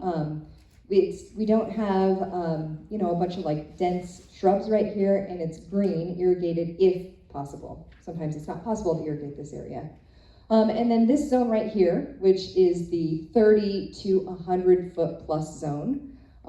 This area is the reduced fuel zone. Typically it includes all of your native or natural native vegetation. And so you want to reduce the chances of fire moving from the ground all the way to tops of trees. So getting rid of those ladder fuels. So I'm not going to go into depth with this, but again, you can see there's spacing between these trees and these shrubs. If a fire were to start right here, these limbs have been limbed up, and it's not necessarily going to move up to the top of this Jeffrey pine. I do have this. So again, I just went through this 0 to 5 foot ember resistant zone. And this also includes areas under and around any attached deck. So what does that mean? It means that you want to always clean underneath your attached deck, and then you also want to make sure that defensible space extends 5 feet around your attached deck. Again, you want to not have things that are going to ignite. So getting rid of wood piles, wood mulch, flammable vegetation, stuff like that. And the reason why I went through this is because, again, this is the most critical zone, and this really applies to home hardening. And as I go into home hardening, you'll see why defensible space in the 0 to 5 foot zone really applies to home hardening. It is incredibly important to do defensible space and home hardening together. You can't just do defensible space, you also need to consider what your home is composed of to reduce the wildfire threat. So we recommend having a Class A fire rated roof. So we want composition tiles, we want clay or cementitious tiles, and we want metal roofs too. And so I am going to go into this one. How many of you have composition tile? A majority. What about metal roofs? Any metal roofs here? Okay. Do you have any like clay tiles in this room? No. Okay, I won't talk about that. So if you have a metal roof, so when you're considering embers, during an ember storm, there could be thousands or hundreds of thousands of these embers up in the air, and they're going to find the path of least resistance on your home to ignite.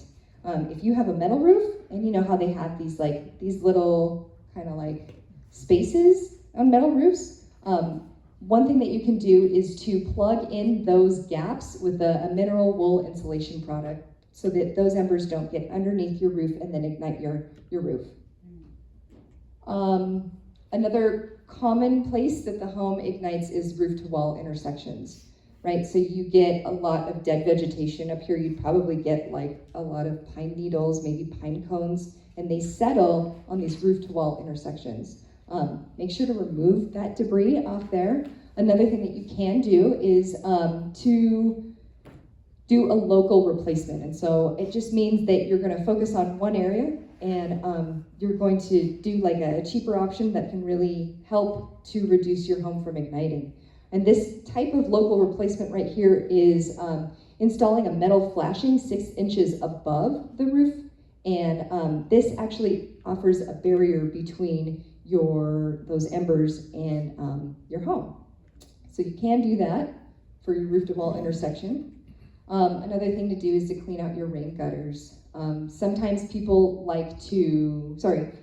get a lot of like vegetative debris that ends up accumulating in your gutters. And some people like to have like a non-combustible gutter cover above there. So it's just this gutter cover that has the vegetation lying on top of the gutter cover. The water still goes down into your gutters and into your downspout, but it's easier to clean up this way. And another thing to consider is that you can, let's see if I don't have a picture of this, so I gotta use my hands to describe this. So let's say you've got your roof edge, I'm trying to do this, roof edge, and then you have your fascia that attaches, and then you've got your gutter, right? Sometimes that dead vegetation can accumulate between your gutter and the fascia. Be sure to clean out in between there. Again, that's just kindling for those embers to ignite. Another thing that you can do is just providing a metal flashing in between there so that, you know, that vegetation does not ignite. Eaves. So this is an example of why that 0 to 5 foot zone is incredibly important for defensible space. Let's say that somebody decided to plant like a shrub right here underneath the eave.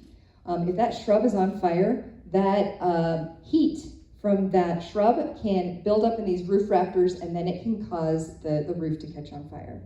So that's a reason why we say non-combustible zone, that 0 to 5 foot zone. One thing that you can do is soffit or enclose your eave. So right here is an example of an open eave, and this is an example of a soffitted eave, just closing in that eave to reduce your eaves and your roof from igniting. Let's see, vents are one of the easiest and quickest ways to retrofit your home. So we recommend trading out your vents for a 1/8 of an inch non-combustible, corrosion-resistant metal mesh screening.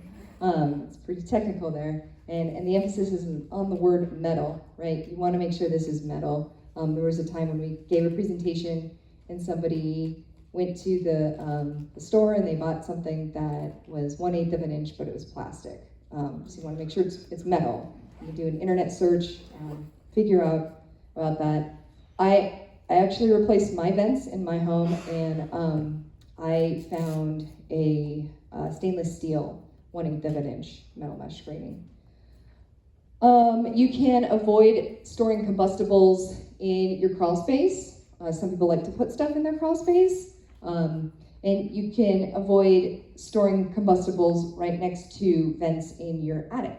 Some people have cardboard boxes or maybe like clothing or something, and maybe just move that to center. Don't store that stuff in there. You always want to inspect your vents, make sure that they're in good shape. Okay, siding. So we recommend having a non-combustible siding, and examples of those would be like stucco or some cement board, fiber cement board. Sometimes it can be super expensive, and you can end up doing a local replacement with those. And so if homes are, I don't know if you guys have this up here, but if homes are like 30 feet from each other, that's pretty close. Maybe you could only replace siding on that part of the home.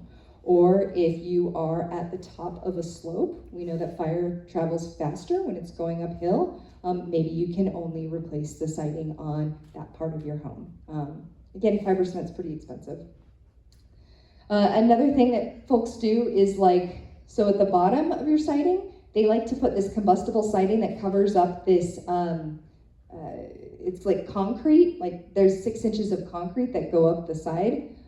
People think it's ugly and they put siding over that. We just actually recommend having, you know, that concrete foundation exposed. It does provide more protection if, you know, you had vegetation right here in the 0 to 5 foot zone from the house. Again, it's really important to have a non-combustible 0 to 5 foot zone around your home. Windows. Okay, so we recommend having a multi-pane tempered glass windows. And reason being is, I really like this picture, but it's kind of technical. So this is a double pane window. Let's say that there's a shrub right here. Somebody has a picture window and they have a shrub right underneath, which we don't recommend. But if that shrub is on fire, it's going to expose that radiant heat energy to this pane, window pane. It actually puts more thermal stress upon that pane, and that pane's going to crack and open. If this was a single pane window, then now you have a gaping hole into your house. Double pane windows, tempered glass are a better option. You always want to install screens on open windows, and if a wildfire is coming, you want to close those windows. So who has attached decks around here? Okay. So again, that defensible space, that 5 feet around the deck and under the deck are important. We recommend, if you are able to redo your deck, we recommend increasing the gaps between the deck boards to be 1/4 of an inch so that that debris can then fall underneath your deck, and be sure to clean out underneath your deck. If you are considering rebuilding your deck, we recommend using non-combustible decking material like steel joists. Another thing that you can do for a local replacement with this is, you know what? I think I went into this. Actually, yeah, I did. So you can end up replacing the deck board that is closest to your home with a non-combustible option. So up here, maybe like a metal grate. That'd be a good option. And then we also recommend installing a metal flashing that extends 6 inches above and 6 inches below the ledger board of the deck. So it just provides that protection between your deck and the home. Let me go back here. So if there is a wildfire coming, it's really important also to remove the combustible things, chairs, off of cushions, off of your deck. So chimneys, again, you could do a 6 inches of metal flashing that extends up off of the chimney. We recommend covering your chimney or your stovepipe with a non-combustible screen. And so these screens should be no smaller than 3/8 of an inch, no larger than 1/2 of an inch. Close your fireplace flue when there's a wildfire coming. That's also a good option to take into consideration. Does anybody have fences? We got a few. Okay.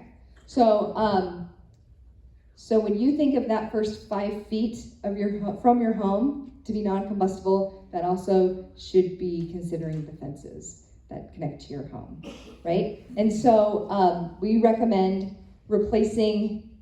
It'd be nice to replace your whole fence, but it's really expensive to do such a thing. We recommend replacing the first 5 feet with a non-combustible option, like a metal fence or something. And also be cognizant of vegetation debris that can accumulate on your combustible fence. And then we really don't recommend any sort of like vegetation that trellises up your fence. That dead vegetation is then kindling. There is a quick home hardening checklist. We do have a publication back there. It goes way more into depth about this stuff than what I talked about. Again, it's at the back.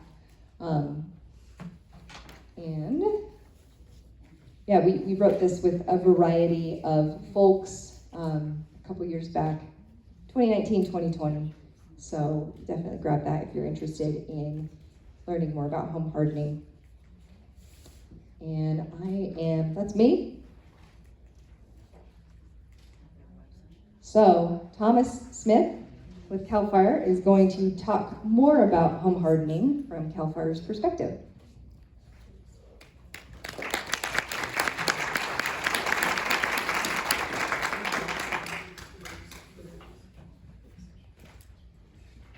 All right, well, good morning, everyone. As you see, Thomas Smith. I'm a field battalion chief here in the greater North Tahoe Truckee area, part of the Nevada Yuba Placer unit. The other half of the lake from El Dorado down is another unit, the Amador El Dorado unit. And like she said, today we'll be talking a little bit more about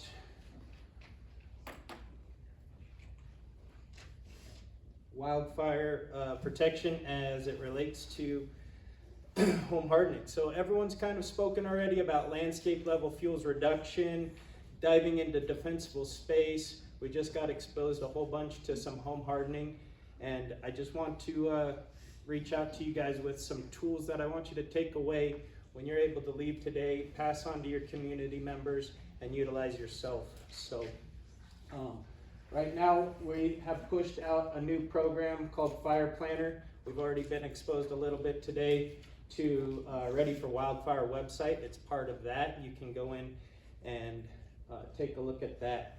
One of the things we've also been in conjunction with is showing representations, and I think we missed it on one of the slides. It might come up later. It will be in the PowerPoint available to you guys from Jason to reach out. It's a short video showing a hardened home and a legacy built home. They're just small portions, about 10 by 10 size, that the home insurance agencies have collaborated with. And then we apply fire to the ground, it creeps across, gets into the piled wood, the fencing, the eaves, the gutters, and within 38 minutes, the legacy construction is on the ground. Meanwhile, you still just have creeping fire, smoldering fire on the ground, truly giving us as first responders that opportunity to defend your home, because we've seen it, campfire, 10,000 structures, we don't have 10,000 engines to put one at every home. So again, this is the planner. It's the tool I want you guys to take away. And it's not only specific to you, it's specific to your family, and it's specific to your home. So over here, it kind of takes in some of your demographics when you log in. It takes in your family size, your home, whether you have pets, whether you have livestock, whether you have RVs. Then it presents you guys some tools, some home hardening, some checklists, and ultimately, if you have to evacuate, it's telling you how to prepare, how to leave, and hopefully return to a home as you left it. So after you put in your demographics, it gives you some home hardening tips, and it's how to start, how to proceed further, and then some extra credit options. Some of this is already, some of this is already in regulations, whether it's code, ordinances, building code at the county level. It is not retroactive, so all of your homes that are already present, in a way, they're grandfathered in. That doesn't mean you shouldn't do it. It's not that you need to follow code, it's that you ought to be doing it because it's your home and you want to come back to it at the end of the day. So the guidance is plentiful. We've seen it already, living with fire, ready for wildfire. It's across the board. Each individual district has direction as well. It's all collaborative and it's all the same. But any new construction that's going to be permitted is going to follow California Building Code, Chapter 7A, and Title 14 Fire Safe Regulations on new construction. And again, that is in the California side. Maybe Nevada can speak to it. I believe they are adopting some new WUI standards in Nevada as well, so any new construction thereafter. So then this is the first one, top priorities. After you put in your demographics, it's going to come back with some suggestions, top priorities. And within those, it's kind of like a Yelp review. It's going to give you some costs with dollar signs, some ease, and then the DIY. So how easy is it to do, the cost, and then over here within the app and specific to you, it's going to have additional links. So it's really great. You can start checking them off. It gives you a real good roadmap to home hardening. As you move on, you want to keep checking those boxes. You want to get through that priority list and then move on to the next steps. So some of those here, protecting the eaves, we talked about those. The eaves and soffits are a high priority. Covering all your vent openings, protecting the vents, upgrading your patio coverings. A lot of people have done additional patio extensions and things like that, not only the decking, but if you have a covering. Considering having multiple garden hoses that are long enough to reach all the way around your area of your home. I like this one because it's cheap, it's easy, and it provides us as first responders a quick, easy resource if it's small and we're coming by. So one of our maneuvers in the wildland-urban interface when we're fighting fire is tactical patrol. After the fire front has come through, we are still actively fighting the forward progress of the fire, but we know that embers smoldering cause home loss after the fire front has gone through. So we'll leave resources behind the fire front in the neighborhoods doing tactical patrol, and these are some simple little things you can do to harden your home, give it a better fighting chance after you've evacuated and we've come in. So, again, like everyone said, that 5 feet has become the big one, but it is costly. Extra credit. I know we can't do it all, or it seems like we can't. This is why this has come out. This planner is hopefully giving you that roadmap. How do you eat an elephant? One bite at a time, right? So keep chunking away at these, the extra credit, limit the size and number of windows. This is in the new construction building code. If you're like, we just had the speaker say, 30 feet of another home or heavy vegetation, some of the building code's going to say, reduce the size of the windows. Make sure it's fire resistive or hardy backer cement siding. Ensure the fences are built with ignition resistance. We've covered that, talking about the first 5 feet, maybe going to chain link or something metal. Ensure that the roof is built with materials such as comp, metal. We've covered that, but we see, excuse me, getting crazy with the buttons. Costly, not easily done by the homeowner. But it's a goal. Everyone eventually has to replace the roof on their house. Have that plan, have those resources. Not only are the fire districts, the state, your county fire planner, your building code enforcement people, we're all here as resources to you guys to help you down that road to that fire resilient, home hardened structure. Use time frames. It's not always appropriate. We love to be out on our decks enjoying the beautiful weather this time of year, having our patio chairs. I don't think it's appropriate to have your patio chairs put away every day, but maybe on red flag days it is. So remember that it is scalable.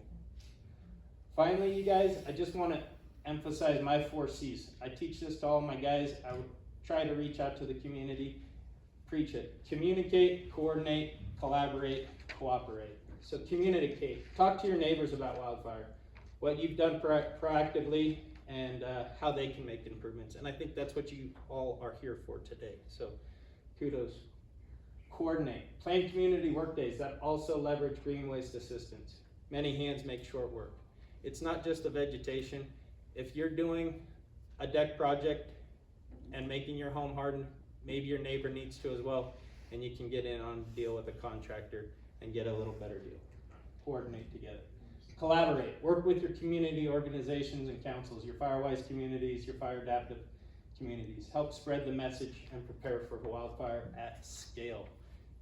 We've seen it. We have the fire history. We know that it's coming in the basin. It has come in the basin. We need to be ready.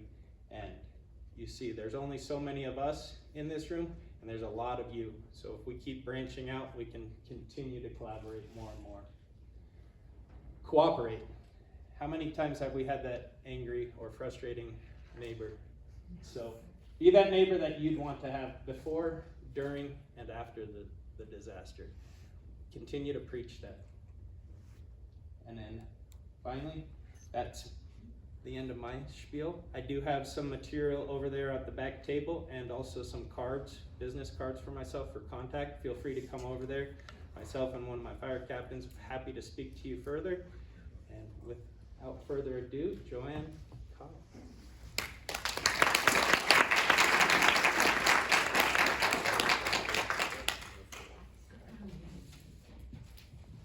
Hello, I'm Joanne Cobb, and I'm in the Tall Trees, Wood Vista neighborhood. If you're at the stoplight in Kings Beach and you head north towards Truckee on Highway 267, you go 3/4 of a mile up the road on the left-hand side on the west. That's the Tall Trees, Wood Vista neighborhood. We're Tahoe Vista, but many people refer to it as Kings Beach. And I'm actually going to be reiterating a lot of what Chief Smith has just said. As a Fire Adapted Communities leader, as a Firewise committee leader, you want to encourage your neighbors to think about home hardening as an ongoing process. It can feel overwhelming financially and emotionally to look at these lists of things that we're supposed to be doing. And so we try to encourage people to make a list of home hardening tasks and then rank them. And I'm so excited to see what Chief Smith showed is available on the CAL FIRE website. I have actually been out there and I've used the self-assessment. There's also a self-assessment you can do that I believe is on the CAL FIRE website. I encourage you all to go out there and do that. It's a survey and it will send you an email message telling you what you can work on in your house.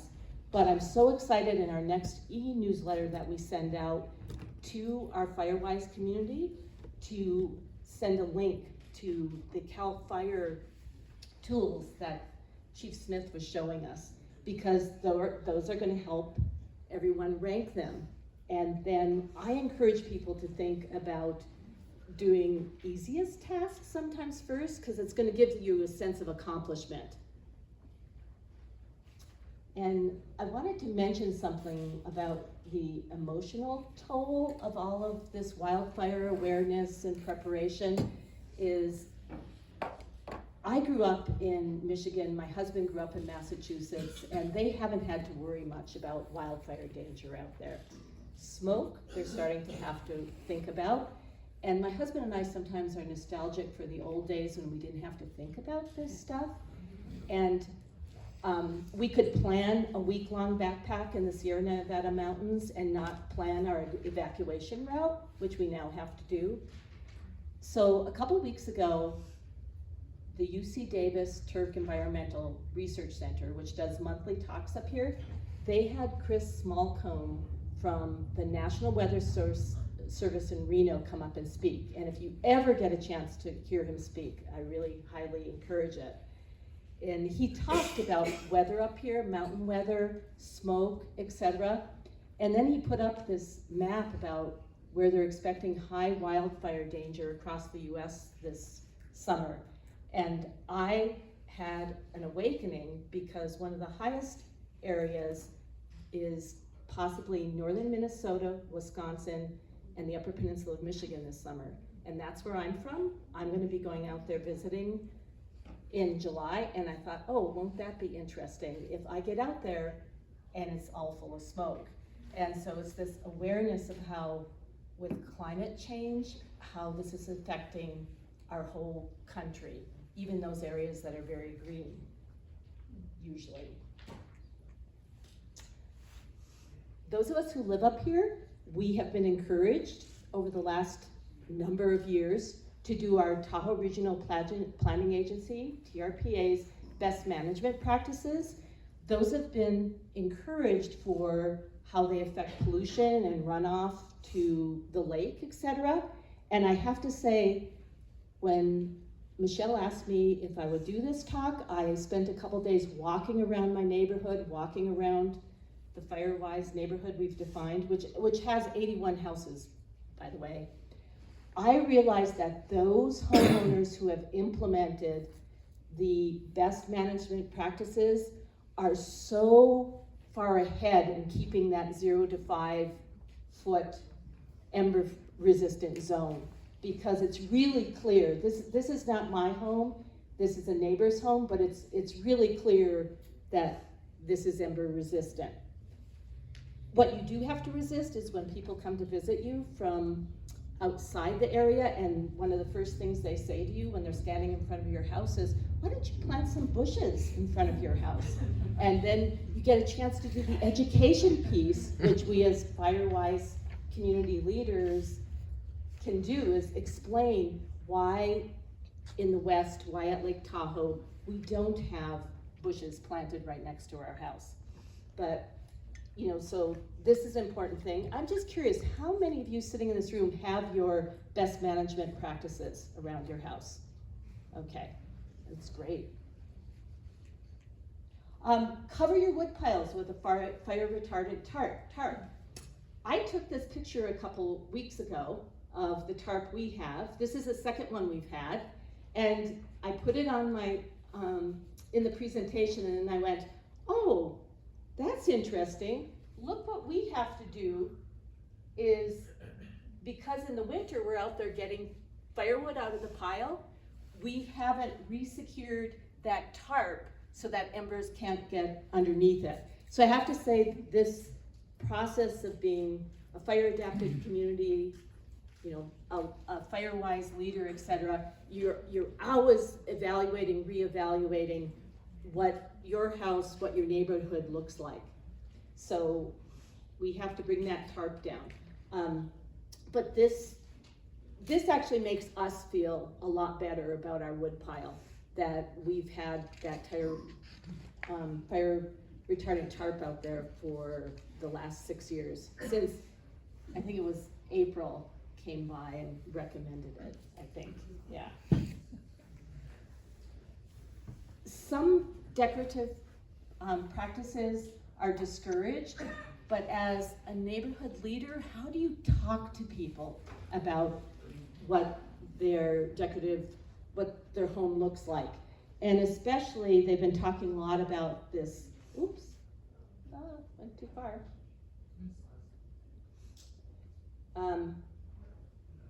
There it is, this lattice work. And in particular, when the deck is down lower, that they're saying, you know, embers can get within, underneath and smolder. Of course, other people have mentioned in their presentations, don't put anything flammable under your decks. This is tricky talking to people, especially second homeowners who don't come up here that much, is what they really should be doing in that front area of their house, and what they can, oops, I did it again, sorry. What they can replace that lattice work with. Another neighbor has done this, and you'll notice that seems pretty fire resistant. What is also mentioned, that if you're going to put any metal like that, you have to think about your air circulation. So you have to make sure that if you go to something like that, it's vented properly. But just some ideas. And of course, there is that piece about what's the cost of retrofitting decorative elements on your house. I do want to mention home address, because if you go to our Placer County websites, there'll be some conversation about this, and of course any of us can do a Google search. There's a lot of good things that come up, but we're supposed to have addresses that are really visible from the street, and also reflective materials, so that if it's smoky, you know, and a light is used by emergency services, they're gonna catch your address. I have to say, I was sobered when I walked around my neighborhood how few people have reflective numbers. And so look at that in your neighborhood. The other thing you want to think about, that this is an example on a bear shed, yay. These neighbors have a bear shed for keeping their garbage. And this is actually highly recommended. You'll find it referred to on the Placer County websites for down in the foothills too. Some people don't quite care for that look. One of the things I realized is it's great to have it there, but think about our big snow years where that is not going to be visible. And I know here we're talking about wildfire danger, etc., but you also want to be thinking about the winters up here. If emergency services had to come to your house, can they find your address? Is that my, thank you. This is another example. This is 2 stories, and this is up higher, so the snow isn't going to get it. These are reflected numbers, but it's now recommended you have even bigger ones. So what I encourage neighbors, and Chief Smith mentioned this, is you want to be enthusiastic, you want to work with people, educate, inform, encourage. You know, all of us have some neighbors who we really would like them to do more work, and they haven't yet. And you want to work with people. You want to encourage people. And don't let perfection get in the way of progress. And also enjoy your community engagement. Our Tall Trees Wood Vista Firewise community just had our neighborhood potluck, And it was really a lot of fun. Like other people have mentioned, doing this fire adapted community work, we've become so much closer as a community. So thank you for being here today.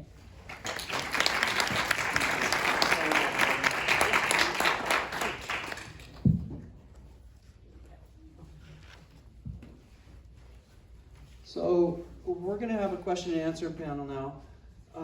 And if we could get the panelists to come on up for us, and we'll introduce them real quick. But while people are motivating and coming on up, I want to take a quick minute to thank all of our speakers for taking time out of their schedules, but also to give information and provide good information. A lot of work goes into their talks, and so I just want to put a round of applause out to all of our speakers that presented today.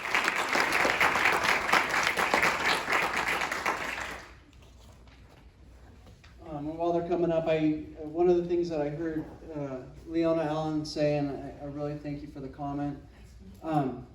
You know, we had a community that was nearly lost, and it probably would have taken a lot more homes during Caldor, right? This is the South Upper Truckee neighborhood. And due to the forest fuels projects that took place prior to the Caldor coming through the area, due to the efforts of homeowners doing their fire defensible space and some of the home hardening that took place in there, and due to the true efforts of the firefighters that were on the ground, the boots that were sitting there in the community, we were lucky enough to have the time to mobilize, and the Fire Protection District was able to bring in a lot of resources. So it wasn't magic that that community was saved. There was a lot of things that happened.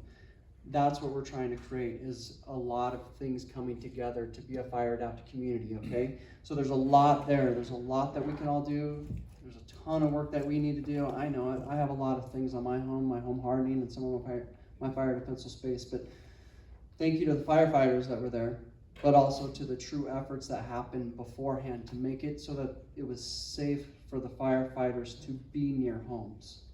So that's really important. Keep that in mind.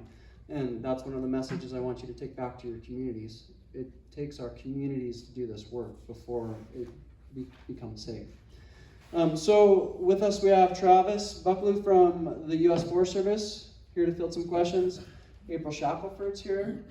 We've already introduced her. She's from North Tahoe Fire Protection District.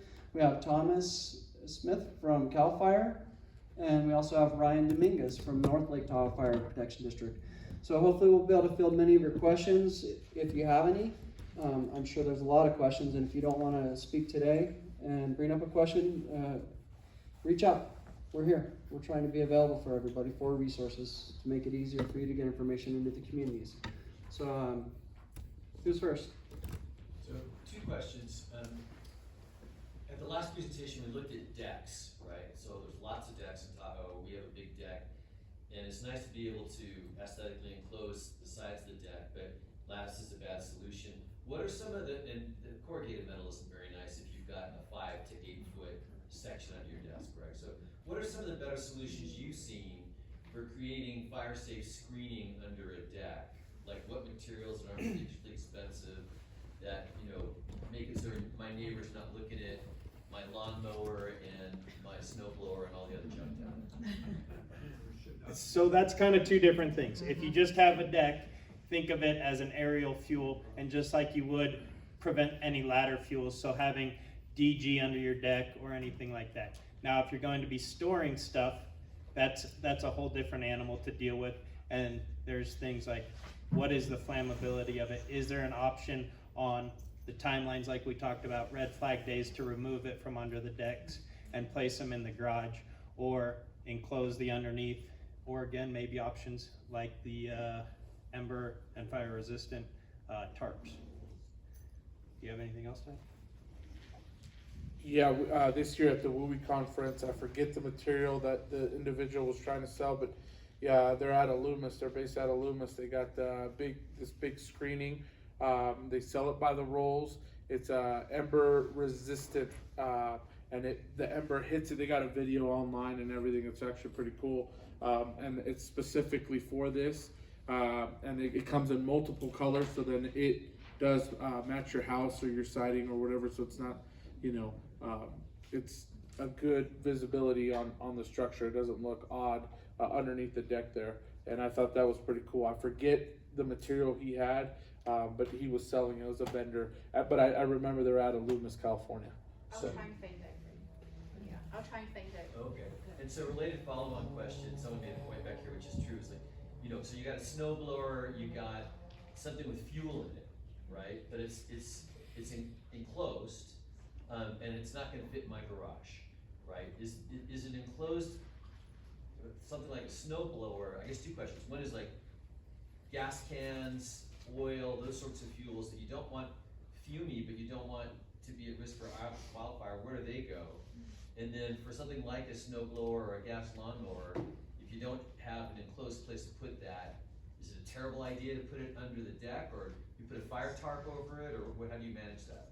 Well, I would, yeah, it would be a terrible idea in my sense, yeah, unless I would have that in the garage or somewhere where it's the flames and the radiant heat's not going to get to it readily. Underneath the deck, yeah, I would, if I was doing an inspection, I would not pass that individual for that. You know, I would say, hey, let's get that out of there. Let's look at the snow blower. The snow blower is not going to catch on fire if the fuel's out of there, right? There's, you know, you winterize it or you summerize it, whatever the case is. Full of fuel, right? If you do store it under there, then I would recommend getting it out of there.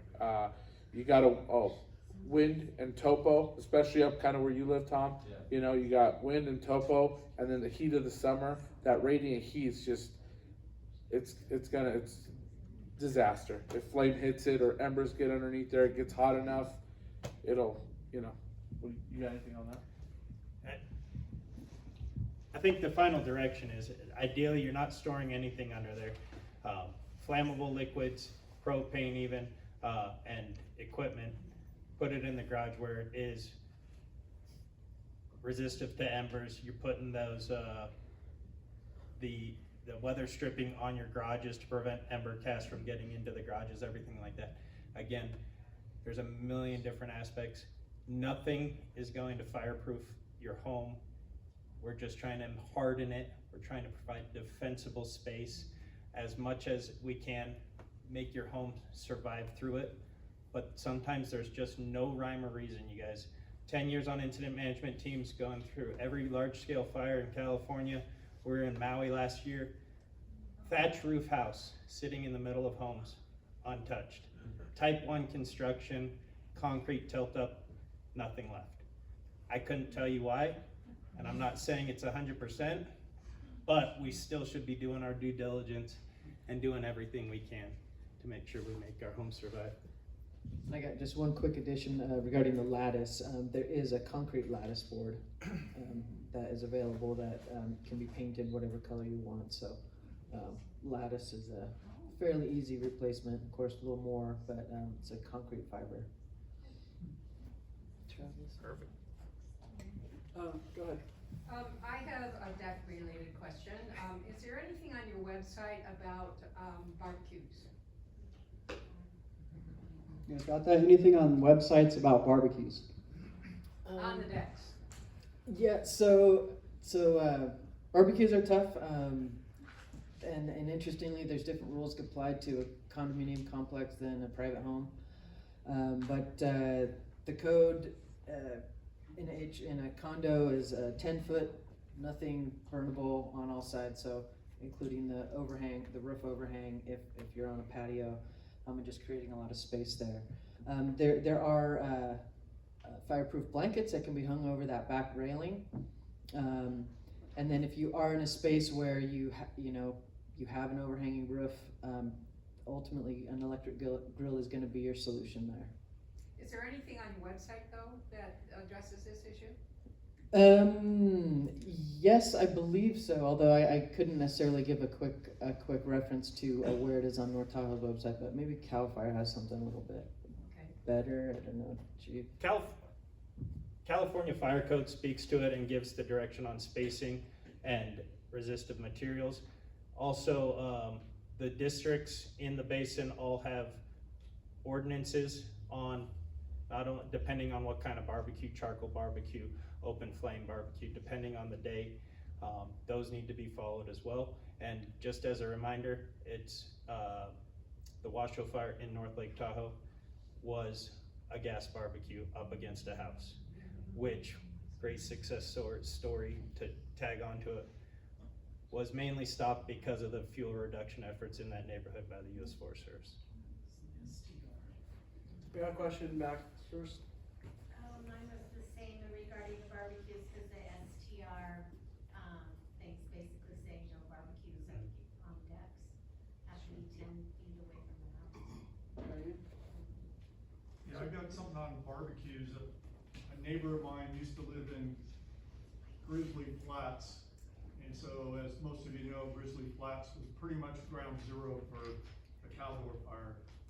And he had one of those huge, I don't know how many gallon barbecue, propane tanks in his backyard. Because that's where he got his gas from. And then he had two smaller propane tanks for barbecue and a fire pit. And he put all three together during that fire. And he left. The propane tanks survived the fire. And his house survived, mainly because he had done all this defensible space. But 2 feet into the ground, the utility were destroyed. Everything 2 feet deep in his neighborhood. So the barbecue, the propane tanks actually survived. So I am promoting in my neighborhood to tell people to make sure those propane tanks are off after you use your barbecue. In fact, undo them, undo the hose so it guarantees that they're turned off. That way, if you have to evacuate, your tank is not gonna explode. Because I'm thinking maybe you guys, you're experts, but the fuel inside that tank is actually keeping that tank cool and not exploding. Yeah, so the California Fire Code and the International WUI and Incline calls for clearance around those tanks. And actually, one quick side note is in Incline there are not above ground propane tanks due to code implemenation. However, in a lot of the district over here in North Tahoe, there isn't gas lines that get to a lot of neighborhoods, so people have those larger propane tanks. And that's where, we want a 10-foot clearance around them and, shut them off. But if they do get warm, and they shouldn't get too warm if that clearance is around them, but they will vent. And so, those, even the 5-gallon tanks will vent. So there's that advantage. So if you've got, many people are gonna have propane tanks on their back deck on a gas grill, right? But it's not that hard to disconnect them and wouldn't you just move them into the center of your house? I mean, or your garage or someplace that's just not, wouldn't that be a more realistic approach for a lot of folks? Or is that a terrible idea because of venting in the house or the garage? Well, if your garage is sealed up, moving those tanks inside can be an advantage. And a lot of this just depends on the amount of time we have. So some of it, you're not gonna have time to move anything. And so typically, even if you're out there on the deck, that thing is going to vent. But that's where, and so long as things are shut off and you're not, leaving it unattended, such as what happened in the Washoe fire, then you theoretically have that advantage. There's a lot of part-time owners up here, so they might not even be here during an evacuation. So that's Exactly. why I'm recommending undo your tank with your barbecue. Then you know it's not turned on. We had a question in the back. Me? Yeah. Yeah, you guys mentioned a lot about different roofing materials, but you didn't mention the kind that we see a lot on more flat roofs. I think they call it a torch down. Is that right? Single ply. Could you just briefly tell me what rating that would be for fire and if that's acceptable? Did we all hear that? What rating would be on the flatter roofs? Where it's almost like a gravel, torch down material. It's like tar and gravel, almost. Yeah. I don't know. Oh, we don't have a lot of It's those. like a liquid that they Mo- put on first. I think you're speaking more to like commercial occupancies, the flat roofs with I know, I have scuppers that drain out and things like that. So if they are doing it, if it is new construction, it's going to meet code that way. If it is going back, we just encourage the property owners to get to the highest level rating for fire resistive. You have a question in front? I have two. Do you need to call like your county STR people to get your homeowners in compliance with fire? Who would you call? For yourself? No, your neighbors. Like your neighbor has a big wood pile. I don't want him to rent it because he's got a huge wood pile. Who do I call to stop him from being a rental? VHR. That's what I'm Yes. Okay. The STR is gonna come into compliancy if that pile is gone. I get those permits and I usually schedule out 2 days a week and it's pretty packed. I go out there, if I see a pile on that property, whether it's a house or a condo, I will let either the HOA know, and then I'll let the county know, hey, they're not compliant as of now. They're not gonna be able to rent that out until they come into full compliance with our district. And that's kind of how we go about it now. If they passed last year, it's a 3-year period that the fire marshal is allowing. So if things have changed within those 3 years and there is a wood pile, then call us, we'll come out, do a curbside and start, ruffling some feathers that way. You should probably mention that all counties are different regarding Yes. vacation rentals, because every county has a different set of ordinances. And state. So And maybe state. as we ask questions, you could introduce yourself and say where you're from. Then we can get to know you guys as well, and then be more And specific. truly, and if it's an STR and it's in Placer, there's a complaint process that Yeah. is better to go through. But if it's not an STR, reach out to the local district and we'll come out and do a educational inspection, hopefully with them. So that would be the caveat. And remember, if you're going calling on your neighbor, we're probably going to inspect your home too. True. We're going to canvass the whole group. We don't just get to go to the one person. So you better have a squeaky clean, defensible space as well. So, STR, short-term rental. Yeah. Is there a question over here? Oh yeah, Dawn, sorry. Sorry. Would you guys say that maybe prescribed fires have changed a little? I feel like a few years ago you let them go a little bit more and really took down all the low fuels. And now I feel like you guys stick more with your piles and don't let it. Is that just more dependent on weather? So yeah, a lot of that depends on conditions. If they have the right window and the right weather to do an understory burn.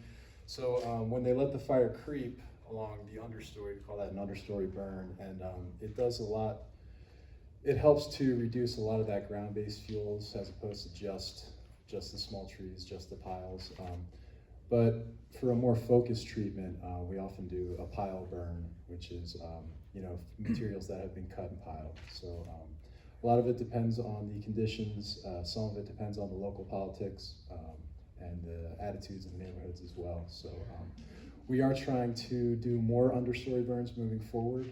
It's a very effective treatment, and it's just a matter of where that's appropriate in the urban interface. If that's possible to do in town or not.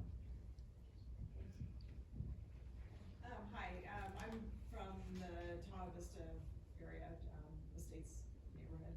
And a couple of questions, I guess. One is what your take is on wood chips. It seems like there's a disincentive to remove them, a financial disincentive to remove them if the chipping is done, but just wondering what your thought was on that versus bare dirt. And then the other question is, are there any incentives or mechanisms for getting conservancy lots not to have defensible space? Yes, so I can speak to the federal guidelines as far as chip goes.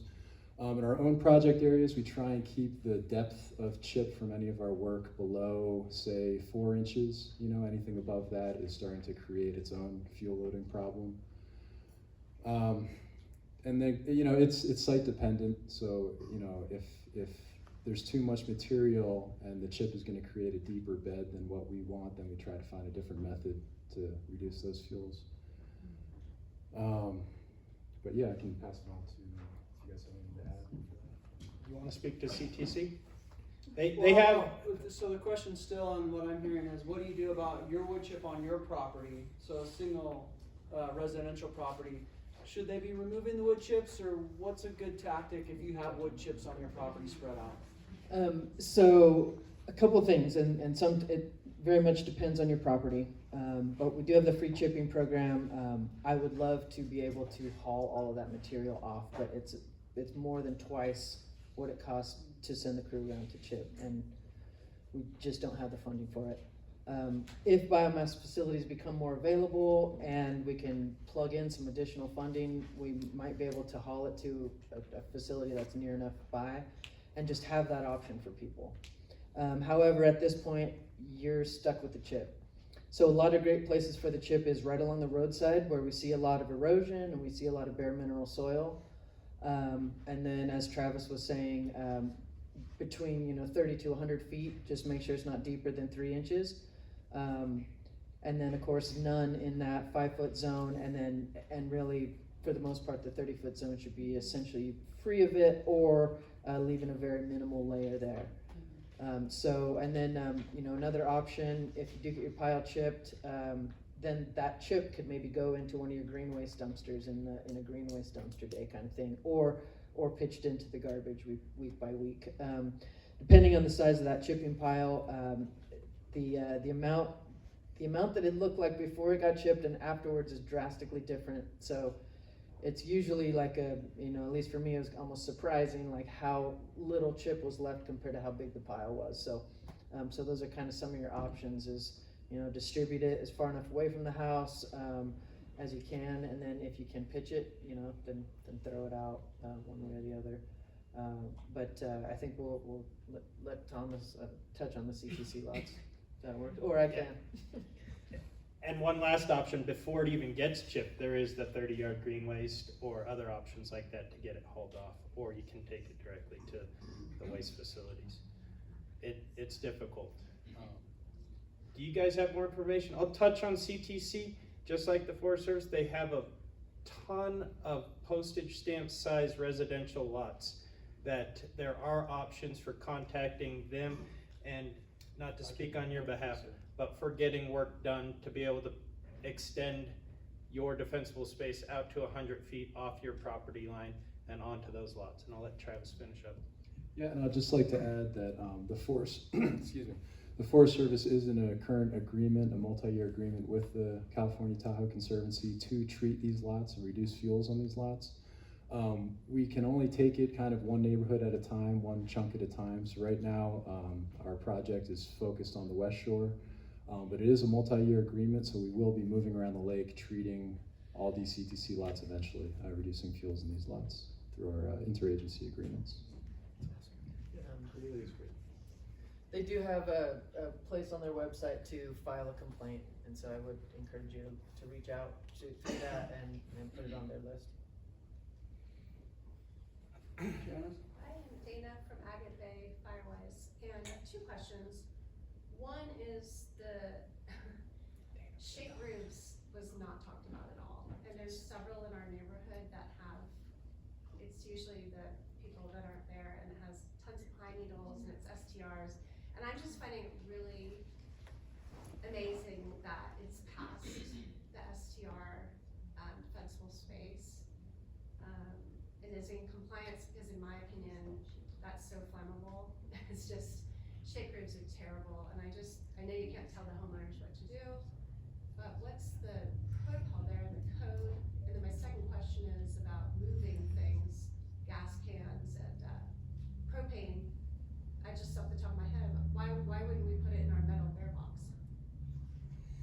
So, because that's not gonna catch fire. Like if you have 20 seconds to move that gas can, like I was thinking about that guy, here, I didn't mention your name, sorry. Why not put that gas can from your snow blower in the metal bear box?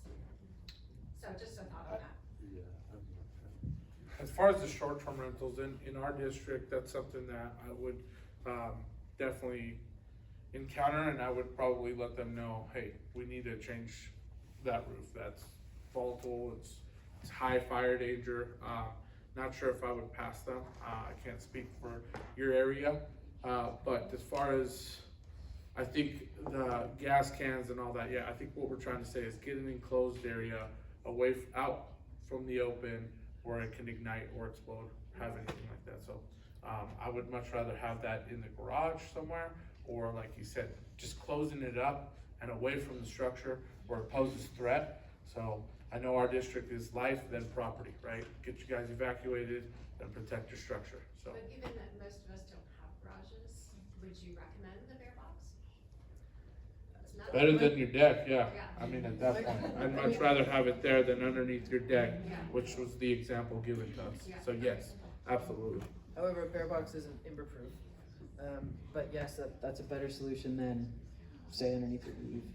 And I just want to point out, you know, the compliance, it is frustrating because, you know, we get hit with all angles of we're not being strict enough, we're being too strict, and all these other things. But really, what we're emulating as best as possible is a reflection of the code.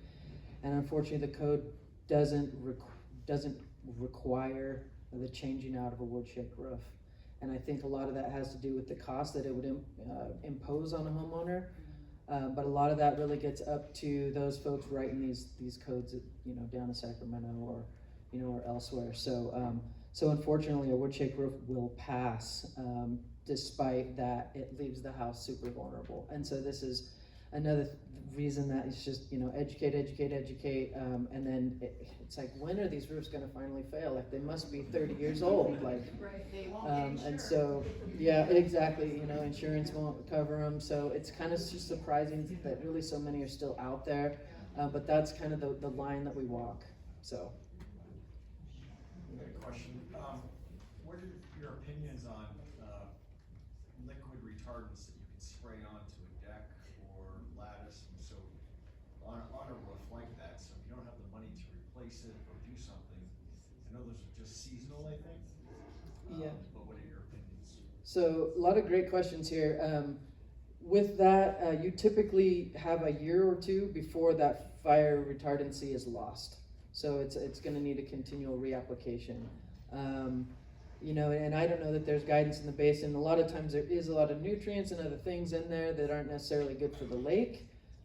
So it's not something that we necessarily pitch out there, but I think if you do have a wood shake roof, it's nice to put something on there, you know, and for, you know, however many years might need to pass before it can get changed out.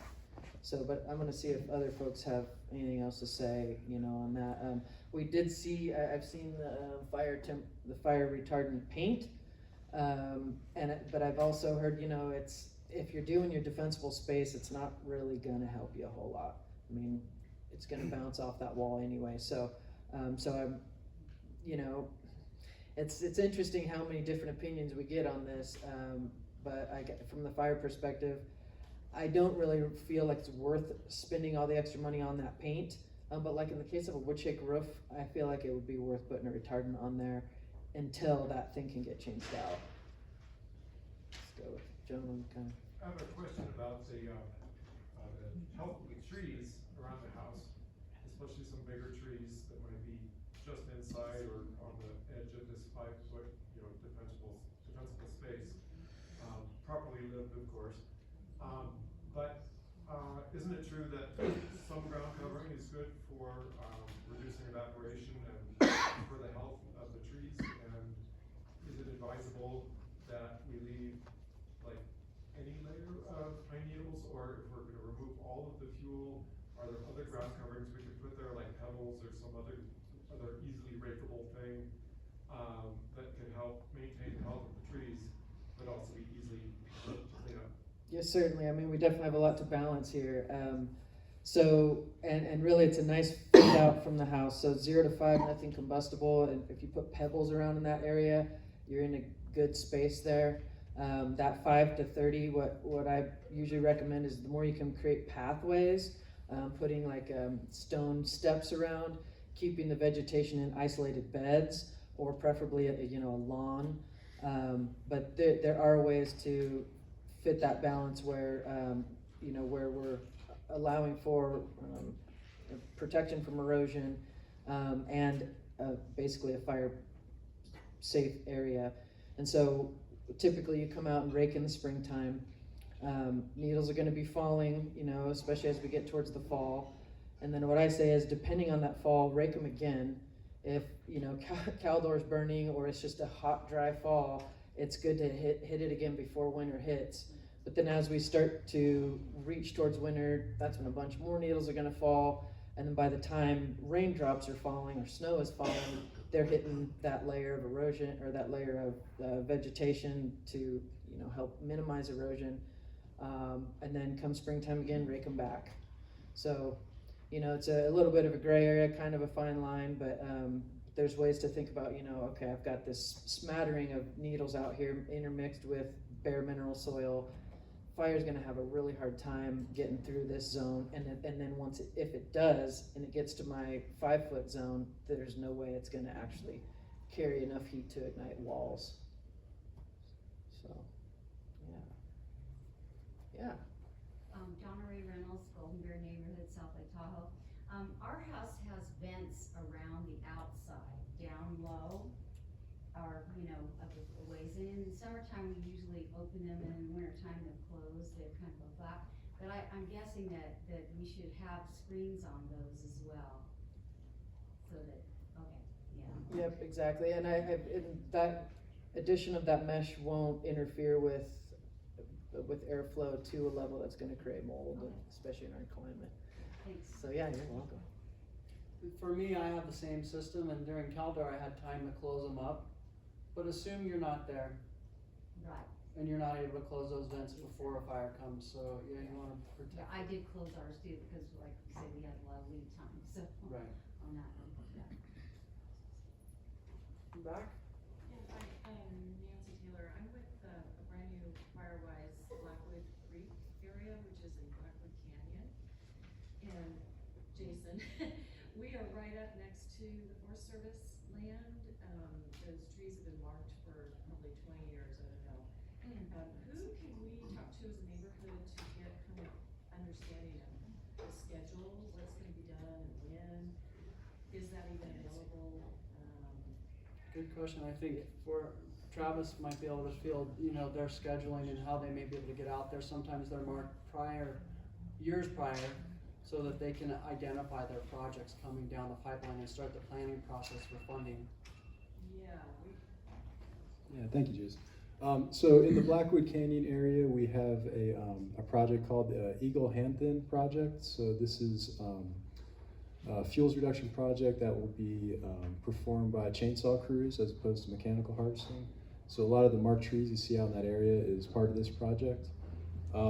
If I recall correctly, that is supposed to go out to bid this fall, and so the earliest you'd see work on that would be next field season, next summer. It's possible that there are marked trees in the area. You said it was from 20 years ago. That would not be this project. I'm not sure what that would be, but sometimes we do mark trees, and due to funding or other logistics, the project doesn't get executed. So that, if it's that old of a mark, that might be what you're looking at. But as far as upcoming projects in the Blackwood area, we do have a Hampton project going out to bid this fall. And is that information online, or is there? Yes. Person assigned? You know, I don't have the URL on me right now, but if you want to come see me after, we can look that up. Yeah. Thank you. So I think we have time for one more question before we have to remove ourselves from the North Tahoe Event Center here, which was gracious enough to give us a discounted rate. So I do want to bring that up, that they've donated some of their room here basically at a discounted rate for us. So I want to give a thanks out to them, but do we have one more question? Sure. I was on Paultry's track, just like Joanne. Are you supposed to shut off your natural gas supply to the house if you have to evacuate? And how do you do that?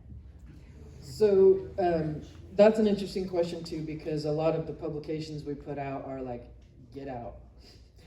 Don't spend a lot of time doing anything.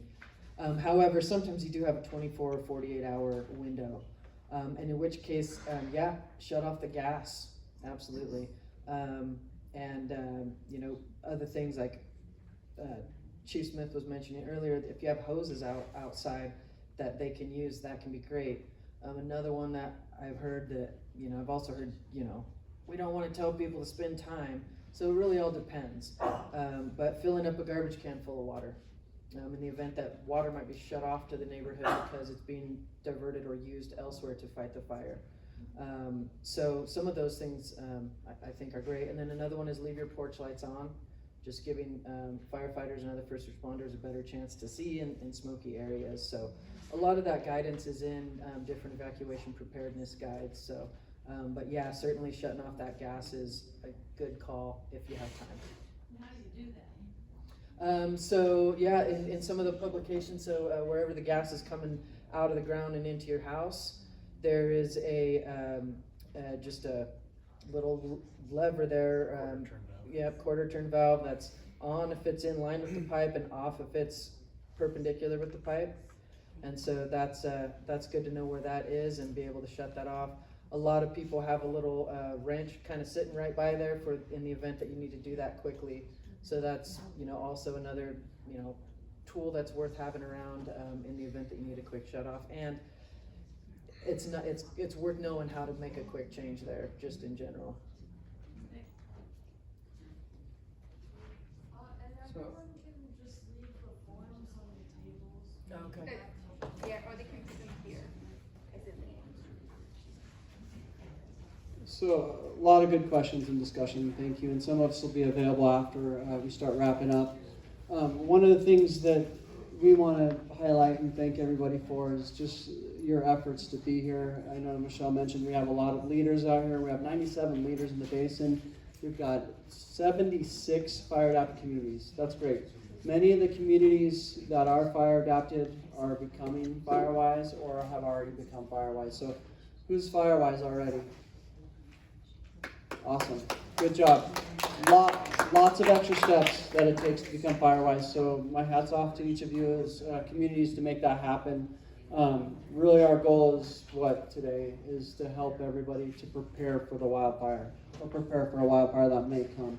So keep that in mind. That's what we're trying to spread the word. Keep making connections out there. It's really important.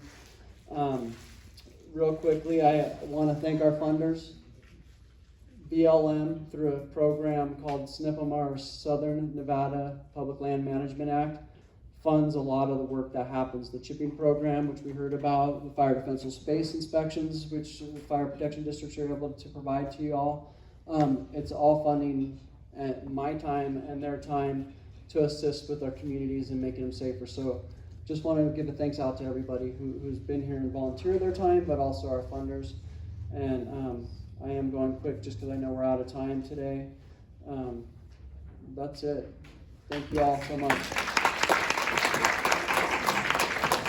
We will have the PowerPoints available, and you'll be able to receive those if you have desire. So reach out to us if you don't get them through an email in the near future.